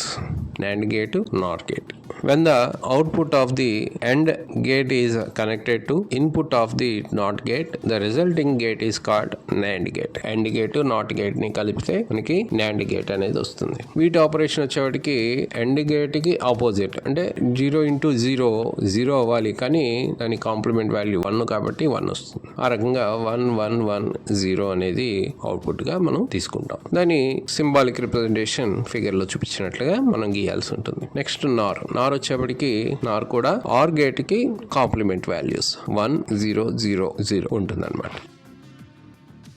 Next question, explain the different types of spectral series. Spectral series కి సంబంధించి డిఫరెంట్ టైప్స్ ని ఎక్స్ప్లెయిన్ చేయమంటున్నాడు. లైమన్ సిరీస్ లో N1 వాల్యూ 1 అయితే N2 వాల్యూ 2 3 4 అవుతుంది. Then formula ప్రకారం 1/λ = RH × 1/1² - 1/n2 square. అలాగే Balmer series కి సంబంధించి n1 వాల్యూ 2, అలాగే n2 వాల్యూ 3, 4, 5 ఎక్సెట్రా. అలాగే పాస్టన్ సిరీస్ లో n1 వాల్యూ 3, n2 వాల్యూ 4, 5, 6 అలా ఉంటుంది. అలాగే బ్రాకెట్ సిరీస్ సంబంధించి n1 వాల్యూ 4, n2 వాల్యూ 5, 6, 7 అలా ఉంటుంది. అండ్ లాస్ట్లీ ఫండ్ సిరీస్ కి సంబంధించి n1 value 5 and n2 value 6, 7, 8 అలా ఉంటుంది. దాని ఫార్ములాస్ దాని ప్రకారం మారుతాయి. పక్కన ఉన్నటువంటి స్పెక్ట్రల్ సిరీస్ ఫిగర్ అనేది డ్రా చేయాల్సి ఉంటుంది. Next 8 mark questions. First question, explain the formation of stationary waves in stretched string and hence deduce the laws of transverse waves in stretched string. ఒక సాగదీసినటువంటి తీగకు సంబంధించి స్టేషనరీ వేవ్స్ ఎలా form అవుతాయి, అలాగే loss of transverse waves ని explain చేయమన్నాడు. ఇక్కడ L length ఉన్నటువంటి అలాగే లీనియర్ డెన్సిటీ మ్యూ ఉన్నటువంటి తీగని రెండు సపోర్ట్స్ మధ్యలో టీ అనే టెన్షన్ వచ్చేట్టుగా బిగించడం జరిగింది. బిగించి వైబ్రేట్ చేసినట్లయితే మనకి కింద చూపించినట్టుగా డిఫరెంట్ ఫిగర్స్ మనకి ఫామ్ అవుతాయి. దాంట్లో velocity of transverse vibration in stretched string చెప్కి v = √T/μ అవుతుంది. అయితే స్ట్రింగ్ అనేది ఒక లూప్ తో ఫామ్ అయినప్పుడు L వాల్యూ λ/2 కి ఈక్వల్ అవుతుంది. దెన్ λ = 2L అనేది మనకు వస్తుంది అనమాట. మనకి తెలిసి v కి λ కి మధ్య రిలేషన్ అనేది గమనించినట్లయితే v = μ × λ, దెన్ μ = v/λ అవుతుంది. సో λ ప్లేస్ లో మనకి 2L అనేది వచ్చింది కాబట్టి 2L ని సబ్స్టిట్యూట్ చేస్తాం. అలాగే v వాల్యూ √T/μ కాబట్టి దాన్ని సబ్స్టిట్యూట్ చేసి ఫండమెంటల్ ఫ్రీక్వెన్సీ μ0 = 1/2L × √T/μ అనేది మనం రాస్తాం. అయితే ఇక్కడ రెండు నోడ్స్ ఒక యాంటీ నోడ్ అనేది ఫామ్ అవడం గమనించాలి. దీన్నే మనం ఏమంటామంటే fundamental frequency or first harmonic అని చెప్తాం. Next 2 loops or second loop. It will have 3 nodes and 2 antinodes. Then vibrating length L = 2λ/2 అనే లెంగ్త్ తో రెండు లూప్స్ ఫామ్ అయినాయి. అయితే λ = 2L/2 అనేది వస్తుంది. సో దెన్ μ = v/λ అనే ఫార్ములాతో λ వాల్యూ 2L/2 సబ్స్టిట్యూట్ చేయగా కింద ఉన్నటువంటి 2 పైకి తిరగబడి 2/2L × T/μ అనేది మనకు వస్తుంది. దీన్ని first overtone or second harmonic గా మనం పిలుస్తుంది జరుగుతుంది. దీని వాల్యూ చూసినట్లయితే 2 × μ0 అంటే ఫండమెంటల్ ఫ్రీక్వెన్సీకి 2 టైమ్స్ గా ఇది ఉంటుంది. Next third loop. It will have 4 nodes and 3 antinodes. Then the vibrating length L = 3λ/2. ఇక్కడ 3λ/2 గా ఈ 3 లూప్స్ ఫామ్ అయినాయి. అయితే L = 3λ/2 అయితే λ = 2L/3. దెన్ μ = v/λ కాబట్టి λ ప్లేస్ లో 2L/3 సబ్స్టిట్యూట్ చేస్తే 3 అనేది మళ్ళీ పైకి వచ్చి 3/2L × T/μ అనేది మనకు వస్తుంది. దట్ ఈక్వల్స్ టు 3 × μ0 అంటే ఫండమెంటల్ ఫ్రీక్వెన్సీకి 3 టైమ్స్ అన్నమాట. This is known as second overtone or third harmonic అని చెప్తాం. నెక్స్ట్ ఫైనల్ గా laws of transverse vibration. First formula మనం గమనించినట్లయితే μ = 1/2L × T/μ. దీనిలో న్యూ తర్వాత ఫస్ట్ చదివినటువంటి వేరియబుల్ L కాబట్టి T, μలు కాన్స్టెంట్స్ గా ఉన్నప్పుడు మనకి న్యూ కి L కి మధ్య ఉన్నటువంటి రిలేషన్ ని ఇక్కడ ఫస్ట్ లా కింద చెప్పడం జరిగింది. The fundamental frequency of stretched string is inversely proportional to length of the string. అయితే దాని నుంచి L ని న్యూ వైపుకి తీసుకొస్తే న్యూ L = కాన్స్టెంట్ అవుతుంది.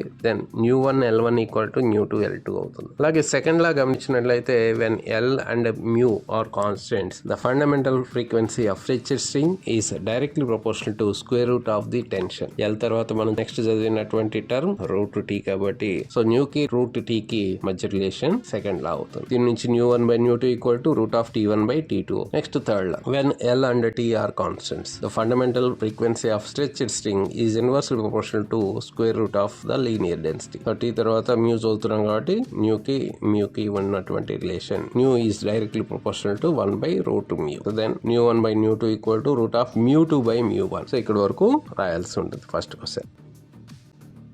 Next question. How are stationary waves formed in closed pipes? Explain the various modes of vibration and relations for their frequencies. Closed pipe. If one end of the organ pipe is closed and the other end is open, is known as closed pipe. ఒక end open చేసి రెండో end close చేసి ఉంటే ఆ organ pipe ని closed pipe అంటాం. When a sound wave is sent to a closed pipe, the wave reflect back at the closed end of the pipe. The incident and reflected wave traveling flowing in opposite direction super impose each other. So sound wave అనేది closed pipe లోకి పంపించినప్పుడు అది closed end దగ్గర reflect అవుతుంది. ఆ reflect అయినటువంటి wave లోపలికి వెళ్తున్నటువంటి వేవ్ రెండు కూడా సూపర్ ఇంపోజ్ అయ్యి మనకి స్టేషనరీ వేవ్ ని ఫామ్ చేస్తాయి. సో ఇక్కడ ఎల్ వాల్యూ λ/4 అవుతుంది.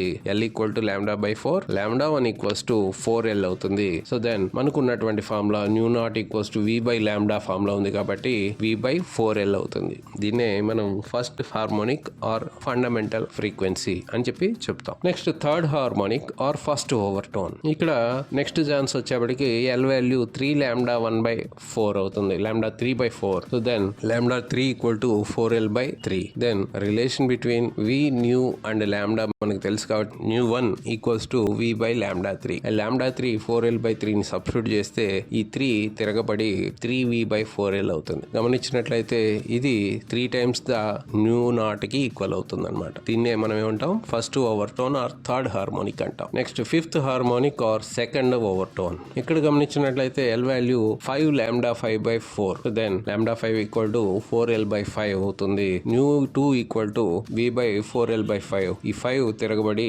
5V/4L అవుతుంది. Then ν2 equals to 5 into ν0. దీన్ని మనం second overtone or fifth harmonic అని చెప్పి చెప్తాం. ఫైనల్ గా ν0 కి ν1 కి ν2 కి రిలేషన్ కనుక చూసినట్లయితే ν0 is to ν1 is to ν2 equals to 1:3:5 అనేది మనం గమనించవచ్చు. దీంతో పాటుగా 2 మార్క్స్ కి ప్రాబ్లమ్స్ అనేవి వస్తాయి. First problem, A steel wire 0.72 meters long has a mass of 5 into 10⁻³ kg. If the wire is under a tension of 60 newtons, what is the speed of transverse waves in the wire? Wire లో transverse waves కి సంబంధించిన velocity or speed ని calculate చేయమంటున్నాడు.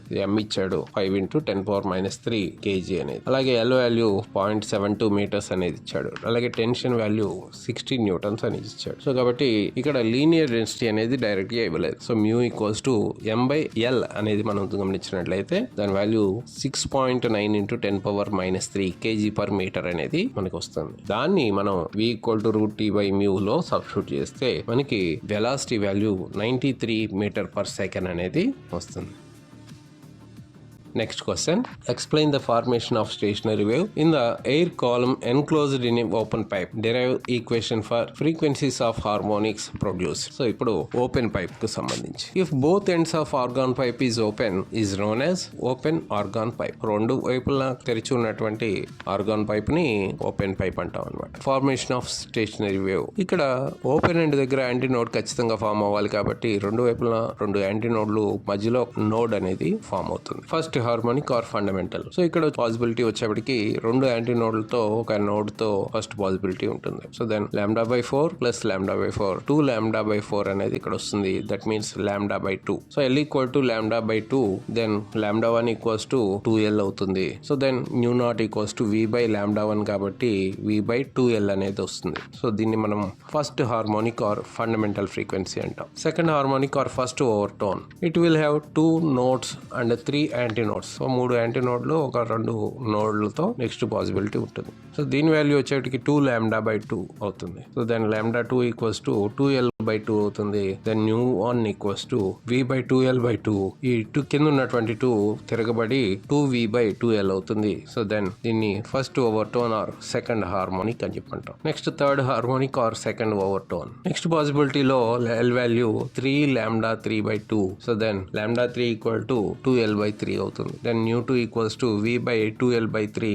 ఈ కింద ఉన్నటువంటి 3 తిరగబడి 3V/2L అవుతుంది. సో దెన్ దీన్ని second overtone or third harmonic అని చెప్పి చెప్తాం. దెన్ రేషియో కనుక గమనించినట్లయితే ν0 is to ν1 is to ν2 equals to 1:2:3 అనేది గమనించవచ్చు. దీనికి కూడా ఒక ప్రాబ్లం వచ్చే అవకాశం ఉంది. ఏ closed organ pipe 70 centimeters long is sounded. If the velocity of sound is 331 meter/second, what is the fundamental frequency of vibration of air in call? Fundamental ఫ్రీక్వెన్సీని calculate చేయమన్నాడు. అది కూడా క్లోజ్డ్ పైప్ ఇచ్చాడు కాబట్టి ఎల్ వాల్యూ సెంటీమీటర్స్ లో ఇచ్చాడు కాబట్టి దాన్ని మీటర్స్ లో మార్చుకుంటే 70 into 10⁻⁻2 meters. Velocity 331 meter/second. Then nu equals to V/4L కాబట్టి ఫండమెంటల్ అన్నాడు కాబట్టి కాబట్టి v/4l. అదే ఫస్ట్ ఓవర్ టర్న్ అన్న ఏమవుతుంది 2v/4l అవుతుంది. సో అక్కడ గమనించినట్లయితే v/4l that equals to 331/4 into 70 into 10⁻⁻2 that equals to 118.2 heads అవుతుంది. Next problem. A string has a length of 0.4 meters and mass of 0.16 grams. If the tension in the string is 17 newtons, what are the three lowest frequencies it produced when plugged? So nu1, nu2, nu3 ని calculate చేయమంటున్నాడు. ఇక్కడ L equals to 0.4 అనేది metres లోనే ఇచ్చేసాడు. అలాగే mass value వచ్చాడికి grams లో ఇచ్చాడు. Grams లో ఉన్న దాన్ని మనం కేజీలోకి మార్చుకోవాల్సి ఉంటుంది కాబట్టి 0.16 into 10⁻³ kg. దెన్ మ్యూ అనేది మనం క్యాలిక్యులేట్ చేయాలి. Mu equals to m/l that equals to 0.16 into 10⁻³ దాని వాల్యూ 0.4 into 10⁻³ kg/meter అవుతుంది. దాన్ని nu1 లోకి సబ్స్టిట్యూట్ చేసి క్యాలిక్యులేట్ చేస్తే దాని వాల్యూ 523 heads గా మనకు వచ్చింది. దెన్ 523 into 2 వేస్తే nu2 వస్తుంది, అది 1046 heads. అలాగే nu3 equals to 1569 heads. Next problem. A stretched wire of length 0.6 meters is observed to vibrate with a frequency of 30 Hz in the fundamental mode. If the string has a linear mass of 0.05 kg/meter, find the velocity of propagation of transverse waves in the string and second tension in the string. Velocity V equals to 2L into nu అవుతుంది. nu అంటే frequency, so 2 into L అంటే 0.6 ఇచ్చాడు కాబట్టి 2 into 0.6 into 30 that equals to మనకి 36 heads గా మనకు వస్తుంది velocity. అలాగే t equals to v² into mu కాబట్టి v² value 36 into 36 into 0.05 that equals to 64.8 newtons గా మనకు ఆన్సర్ వస్తుంది. Next question. What is Doppler effect? Derive an expression for the apparent frequency had when the source is in motion and observer is at rest. Doppler effect అని. Doppler effect అంటే ఏంటి? Observer rest లోను source motion లో ఉన్నప్పుడు apparent ఫ్రీక్వెన్సీకి సంబంధించిన expression రాబట్టమన్నాడు. First Doppler effect అంటే ఏంటో చూద్దాం. The phenomenon of apparent change in frequency due to relative motion between the source and observer is called Doppler effect. Source observer ఇద్దరు కూడా ఒకళ్ళకొకళ్ళు రిలేటివ్ మోషన్ లో ఉన్నప్పుడు వినపడేటువంటి అపారెంట్ చేంజ్ ఇన్ ఫ్రీక్వెన్సీ ని Doppler effect అంటాం. Expression for the apparent change. Let us consider a source S producing sound note. The frequency nu.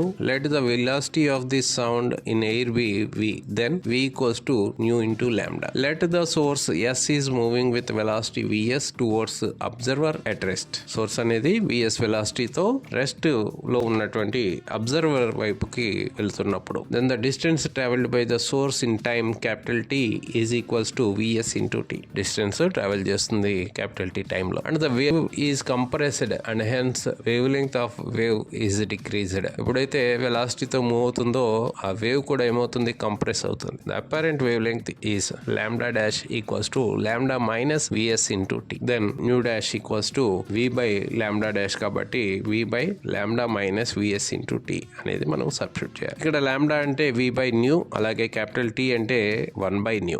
ఈ రెండింటిని దానిలో సబ్స్టిట్యూట్ చేస్తే nu dash equals to v by nu minus vs by nu. Then కింద LCM కడితే nu అనేది పైకి reverse అవుతుంది. Then v by v minus vs into nu అనేది అపరెంట్ ఫ్రీక్వెన్సీ కింద వస్తుంది. అంటే ఇక్కడ కొత్తగా వచ్చినటువంటి ఫ్రీక్వెన్సీ గ్రేటర్ వాల్యూతో వస్తుంది, అంటే శబ్దం పెరుగుతున్నట్లుగా మనం గమనించాలి. Similarly when source is moving away from the observer, so observer కంటే దూరంగా పోతున్నప్పుడు ఏమవుతుంది, ఇక్కడ అపారెంట్ వేవ్ లెంగ్త్ అనేది lambda dash equals to lambda plus VS into T. Wave length అనేది పెరుగుతుంది కాబట్టి then nu double dash equals to V by V plus VS into nu అనేది ఇక్కడ ఈక్వేషన్ అనేది ఫైనల్ గా వస్తుంది. అంటే ఇక్కడ అపారెంట్ ఫ్రీక్వెన్సీ అనేది తగ్గుతున్నట్లుగా గమనించాలి.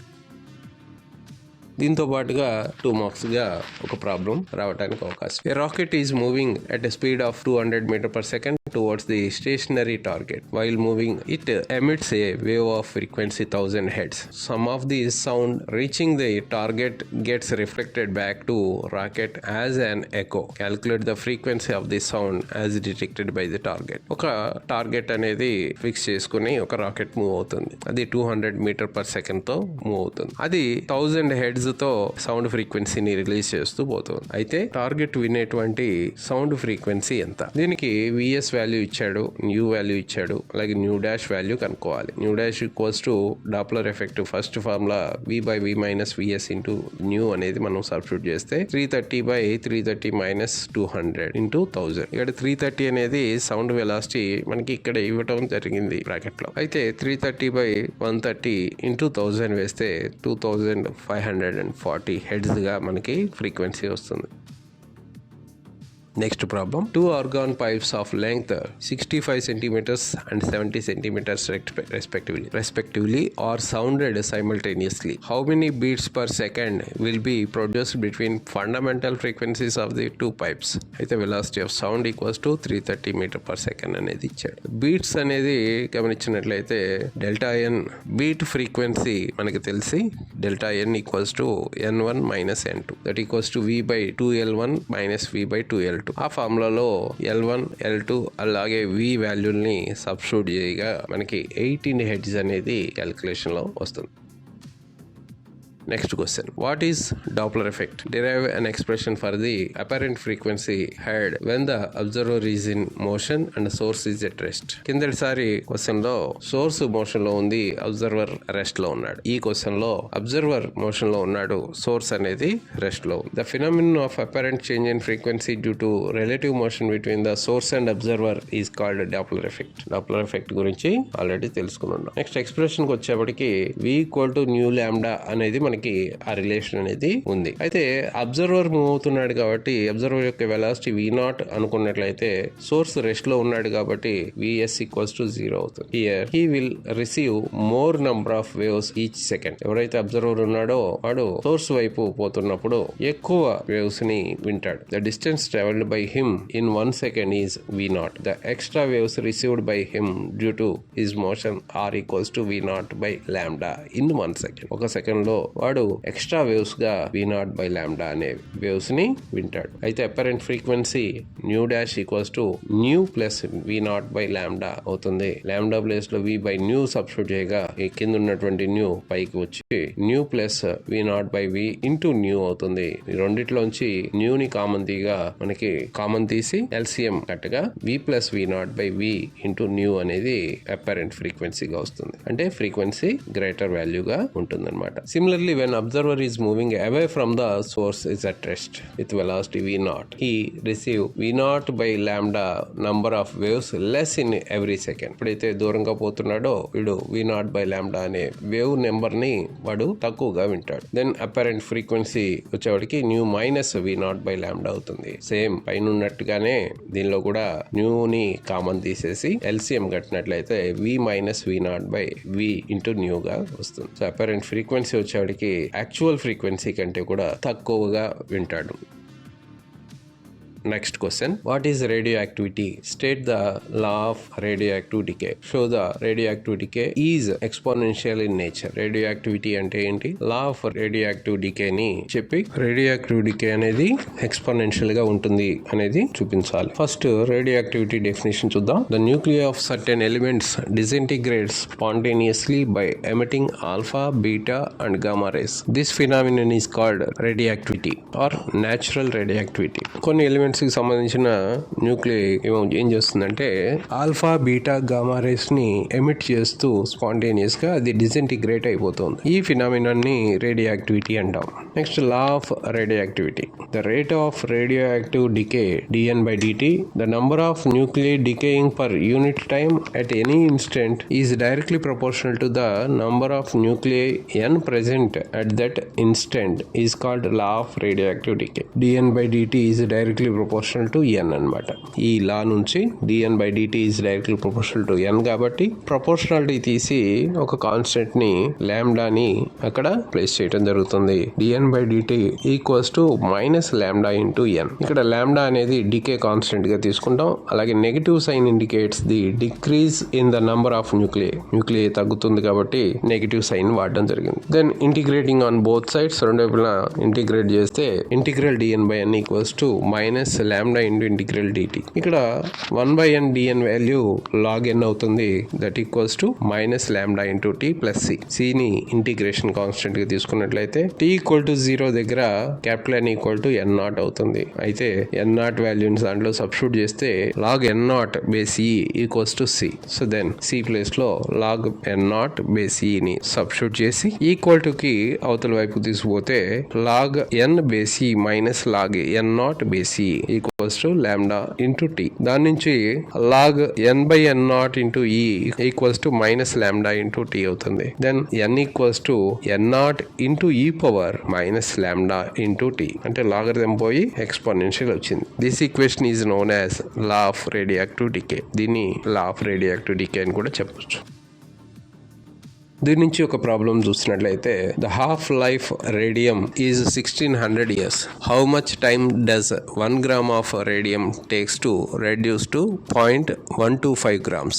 1 గ్రామ్ ఉన్నది 0.125 grams కి తగ్గిపోవడానికి ఎంత టైం పడుతుంది అనేది అడిగాడు. దాని హాఫ్ లైఫ్ వచ్చేవాడికి 1600 years. అయితే మనకున్నటువంటి formula n/n0 equals to 1/λ into మనకున్నటువంటి formula the quantity remaining after n half cycles is 1/2 power n of the initial quantity. Then n/n0 equals to 1/2 whole power n, that equals to n value 0.125 by 1, that equals to 1/2 whole power n, that equals to 125 by 1000 equals to 1/2 whole power n. So 125,000 లో 8 times పోతుంది కాబట్టి 1/8 equals to 1/2 power n. So 8 value 2 power n తో match చేస్తే 2 power 3 గా వస్తుంది. So n value 3 అయితే ఆ equation balance అవుతుంది కాబట్టి time taken equal n into half lives కాబట్టి 3 ఇంటూ 1600 ఈక్వల్స్ టు 4800 years అవుతుంది అనమాట. అంటే 1 గ్రామ్ ఆఫ్ రేడియం అనేది 0.125 grams కి తగ్గడానికి 4800 years పడుతుంది అనమాట. Next problem, the wavelength of first member of Balmer series 6563 angstroms. Calculate the wavelength of second member of Lyman series. First member కు సంబంధించి ఫార్ములా Balmer series కాబట్టి n1 equal to 2, n2 equal to 3. అయితే 1/λ1 equals to r into 1/2 square minus 1/3 square వేస్తే దాని value 5r/36 వచ్చింది. దాని నుంచి λ1 equal to 36/5r. అలాగే second member of Lyman series కాబట్టి n1 ఈక్వల్ టు 1, అలాగే n2 ఈక్వల్ టు 3 అవుతుంది సెకండ్ కాబట్టి. సో దెన్ λ2 వాల్యూ ఫార్ములాలో సబ్స్టిట్యూట్ చేసి క్యాలిక్యులేట్ చేయగా 9/8r అనేది వస్తుంది. సో λ2/λ1 వాల్యూ చూస్తే 9/8r into 5r/36. That means అక్కడ r క్యాన్సిల్ అయిపోతుంది. అలాగే కొన్ని ఫ్రాక్షన్స్ కొట్టుకుపోగా రిజల్టెంట్ వచ్చేవాడికి 5/32 వస్తుంది. సో λ2 ఈక్వల్ టు 5/32 ఇంటూ λ1 కాబట్టి λ1 వాల్యూ బామర్ సిరీస్ ఇచ్చాడు కాబట్టి దాన్ని సబ్స్టిట్యూట్ చేయగా 1025.5 యాంగ్స్ట్రామ్స్ అనేది వస్తుంది λ2.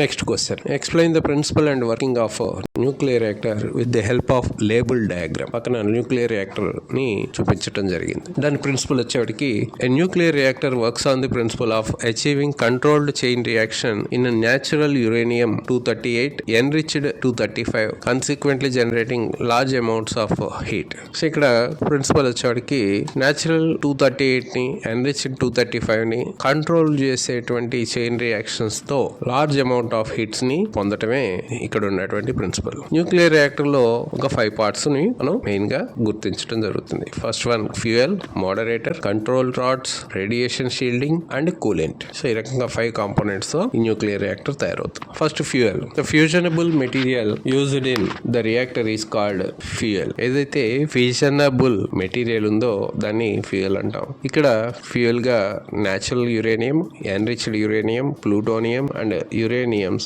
are used as nuclear fuels. Moderators. The function of the moderator is slow down the fast moving neutrons produced as a result of nuclear fission. Nuclear fission వల్ల produce అయినటువంటి neutrons యొక్క speed ని తగ్గించడానికి moderators ని వాడటం జరుగుతుంది. Moderators గా heavy water, ordinary water, pure graphite etcetera వాటిని వాడడం జరుగుతుంది. అలాగే కంట్రోల్ రాడ్స్ వచ్చేది the function of control rods is to absorb the neutrons and control the nuclear chain reaction. So బయటికి రిలీజ్ అయినటువంటి న్యూట్రాన్స్ ని అబ్జార్బ్ చేసుకోవడానికి కంట్రోల్ రాడ్స్ అనేవి వాడటం జరుగుతుంది. కాడ్మియం అండ్ బోరాన్ రాడ్స్ ని కంట్రోల్ రాడ్స్ గా వాడతాం. Next radiation shielding. The construction with cement and lead around the reactor to protect from harmful radiations is called radiation shielding. చుట్టూరా cement తోను అలాగే లెడ్ తోను షీల్డ్ ని హార్మ్ఫుల్ రేడియేషన్స్ బయటకు పోకుండా తయారు చేయడం జరుగుతుంది. అలాగే coolant. Heat generated in fuel elements is removed by using suitable coolant to flow around them. ఏదైతే హీట్ జనరేట్ అవుతుందో దాన్ని సూటబుల్ కూలెంట్ తో మనం తగ్గించడం జరుగుతుంది. కూలెంట్ గా వాటర్ ఎట్ హై ప్రెషర్ ని లేదా లిక్విడ్ సోడియం ని వాడడం జరుగుతుంది. Working. Uranium fuel rods are placed in the aluminium cylinders. ఇక్కడ ఫ్యూయల్ రాడ్స్ ని అల్యూమినియం సిలిండర్స్ లో పెడతారు. The graphite moderator is placed in between the fuel cylinders. ఈ ఫ్యూయల్ సిలిండర్స్ మధ్యలో గ్రాఫైట్ మోడరేటర్ ని ప్లేస్ చేయడం జరుగుతుంది. వెన్ ఈ ఫ్యూ U-235 nuclei undergo fission, fast neutrons are released. ఒక న్యూట్రాన్ తో మనం ఫిజన్ రియాక్షన్ స్టార్ట్ చేసినప్పుడు U-235 న్యూక్లియై అనేది ఫాస్ట్ మూవింగ్ న్యూట్రాన్స్ ని రిలీజ్ చేస్తుంది. These neutrons pass through the surroundings. అవి సరౌండింగ్స్ లో పాస్ అయ్యి heat generated here used to produce steam. ఇక్కడ వాటర్ ని దాని ద్వారా పాస్ ఆన్ చేస్తే ఎక్కువ ప్రెషర్ తో కూడినటువంటి హీట్ అనేది బయటకు వస్తుంది. అలా బయటకు వచ్చినటువంటి స్టీమ్ ని ఎలక్ట్రిక్ పవర్ ని జనరేట్ చేయడానికిను అలాగే to prepare radio isotopes prepare చేయడానికి ఈ న్యూక్లియర్ రియాక్టర్ ని వాడడం జరుగుతుంది. దీనికి కూడా ఒక ప్రాబ్లం వచ్చే ఛాన్స్ ఉంది.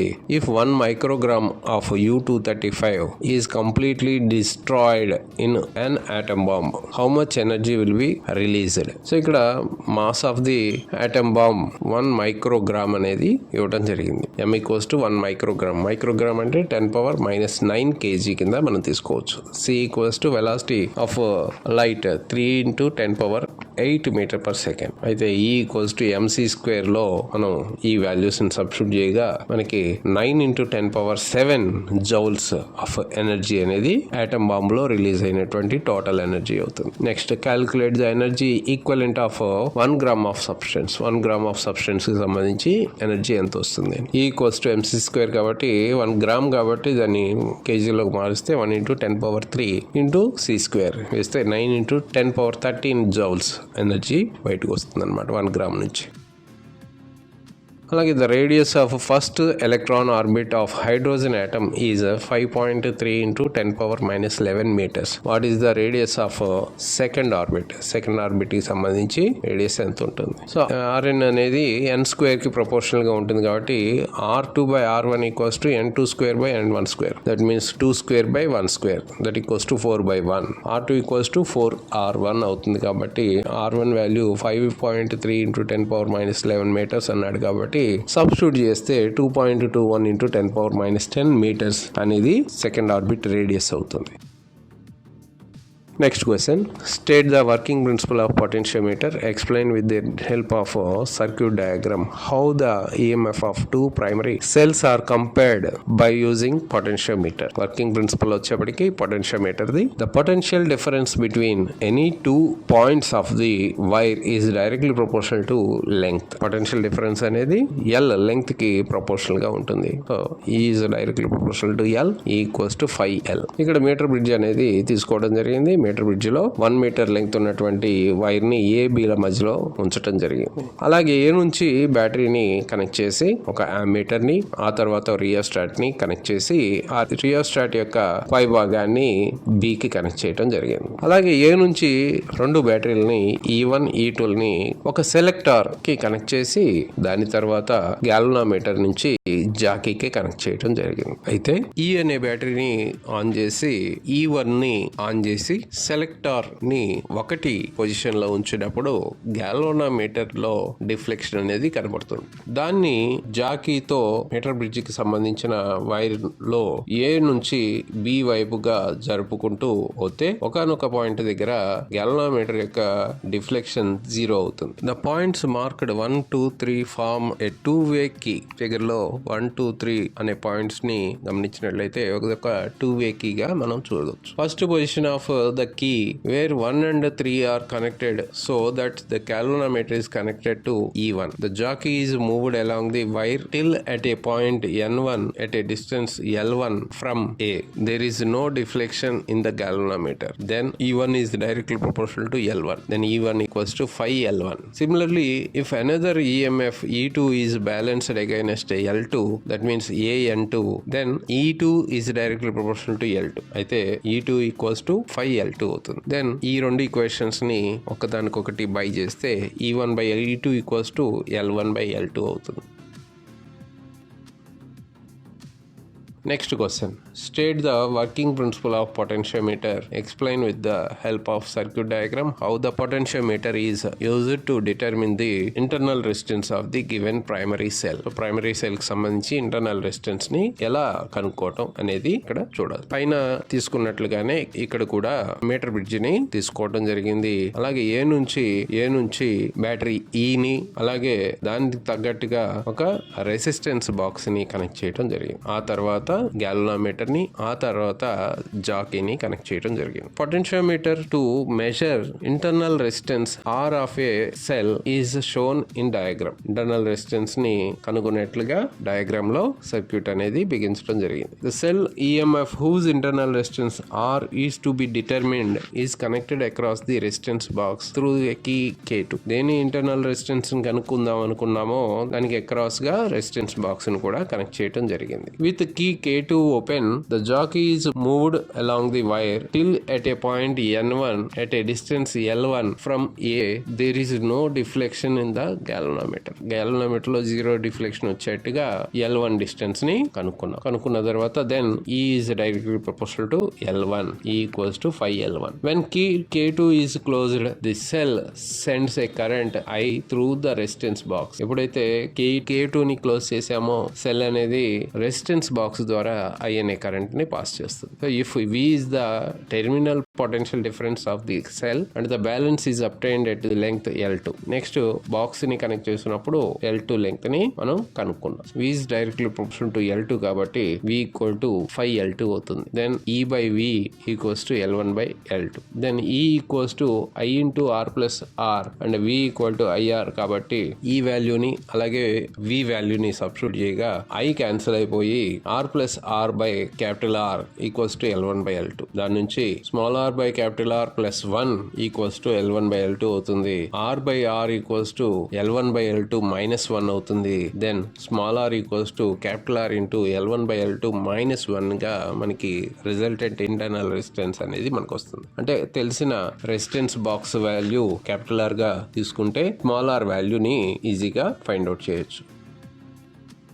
And next question. State Kirchhoff's law for an electrical network. Using these laws, deduce the condition for balance in a Wheatstone bridge. Kirchhoff laws ni తెలిపి Wheatstone bridge balancing condition ని calculate చేయమంటున్నాడు. Kirchhoff's first law. దీన్ని junction rule or Kirchhoff's current law అని కూడా చెప్తాం జరుగుతుంది. The sum of currents flowing towards a junction is equal to sum of currents away from the junction. Junction కు వచ్చేటువంటి currents యొక్క some value away from the junction ఉన్న అటువంటి some value రెండు కూడా ఈక్వల్ అని చెప్పడం జరుగుతుంది. I1 plus I2 plus I4 equals to I3 plus I5 అనేది ఇక్కడ మనం చెప్పుకోవచ్చు. లేదు సింపుల్ గా the algebraic sum of currents at any junction is 0 అని మనం స్టేట్మెంట్ గా చెప్పొచ్చు అన్నమాట. అలాగే కిర్చాఫ్స్ సెకండ్ లా దీన్ని లూప్ రూల్ అని లేదా కిర్చాఫ్స్ వోల్టేజ్ లా అని కూడా చెప్పొచ్చు. The algebraic sum of potential around any closed circuit is 0. Closed circuit లో algebraic sum of potentials value 0 అవుతుంది. వస్తుందంట. Sigma V equals to 0. Next Wheatstone bridge ని మనం చూసినట్లయితే R1, R2, R3, R4 4 resistances ని ABCD అనే పాయింట్స్ తో మనం ఫిగర్ లో చూపించినట్లుగా ఒక గ్యాల్వామీటర్ ని మధ్యలో జాయింట్ చేస్తూ బ్యాటరీకి కలపడం జరుగుతుంది. Applying Kirchhoff first law at junction D దగ్గర కిక్ ఆఫ్ ఫస్ట్ లా ని అప్లై చేసినట్లయితే I1 అనేది D వైపుగా వెళ్తుంది కాబట్టి I1 D నుంచి I3 IG గా విడిపోయింది కాబట్టి మైనస్ అక్కడ వేయడం జరుగుతుంది. I1 minus IG minus I3 equals to 0. That means I1 equals to IG plus I3. అలాగే at junction B I2 plus IG equals to I4 అవుతుంది. Applying Kirchhoff second law to closed path ADBA then I1 R1 plus IG RG minus I2 R2 equals to 0 అవుతుంది. ఆ I2 R2 యువతలకు వస్తే plus గా మారుతుంది. I1 R1 plus IG into G equals to I2 R2. Applying second law to closed path BCBD అయితే I3 R3 equal to I4 R4 plus IG into G. ఈ equation 3 and 4 ని base చేసుకుని IG value 0 అవుతే bridge balance అవుతుంది కాబట్టి IG వాల్యూని 0 చేసి equations రాస్తే I1 equals to I3, I2 equals to I4, I1 R1 equals to I2 R2, I3 R3 equal to I4 R4 వచ్చింది. ఈ ఈక్వేషన్స్ 7 and 8 ని డివైడ్ చేస్తే I1 R1 by I3 R3 equals to I2 R2 by I4 R4. Then equation 5 and 6 నుంచి I1 equals to I3 కాబట్టి ఆ పైన ఉన్నటువంటి current రెండు కింద ఉన్నటువంటి కరెంటు రెండు కొట్టుకుపోతాయి. సో టోటల్ గా R1 by R3 equals to R2 by R4 అనేది వస్తుంది. దెన్ ఈ ఈక్వేషన్స్ నుంచి R4 equals to R3 into R2 by R1 గా మనకి వీస్టర్న్ బ్రిడ్జ్ ప్రిన్సిపల్ అనేది వస్తుంది అనమాట. దీనికి ప్రాబ్లం ఈ wire of resistance 4R is bent in the form of a circle. What is the effective resistance between the ends of the diameter. ఒక wire ని circle form లో బెండ్ చేయడం జరిగింది. అయితే ఎండ్స్ ఆఫ్ ద డయామీటర్ దగ్గర effective resistance ని కనుక్కోమన్నాడు. అంటే ఇక్కడ 4R అనేది వైర్ యొక్క రెసిస్టెన్స్ కాబట్టి దీన్ని 2R గా స్ప్లిట్ చేసినట్లయితే R1 equals to 2R, R2 equals to 2R. So then 1/RP equals to 1/R1 plus 1/R2 అవుతుంది. Then 1/RP equals to 1/2R plus 1/2R equals to 2/2R that equals to 1/R అవుతుంది. అంటే RP equals to R ohms అవుతుంది. Thank you students. ఈ video ప్రతి intermediate second year విద్యార్థికి ఉపయోగపడుతుందని భావిస్తున్నాం. ఇటువంటి మరిన్ని వీడియోలు తయారు చేయడానికి మీ సపోర్ట్ చాలా అవసరం. వీడియో చాలా బాగుంది అన్నట్లయితే మన ఛానల్ ని @Chanders994 ను సబ్స్క్రైబ్ చేసి లైక్ చేసి మీ మిత్రులకు షేర్ చేసి మంచి సపోర్ట్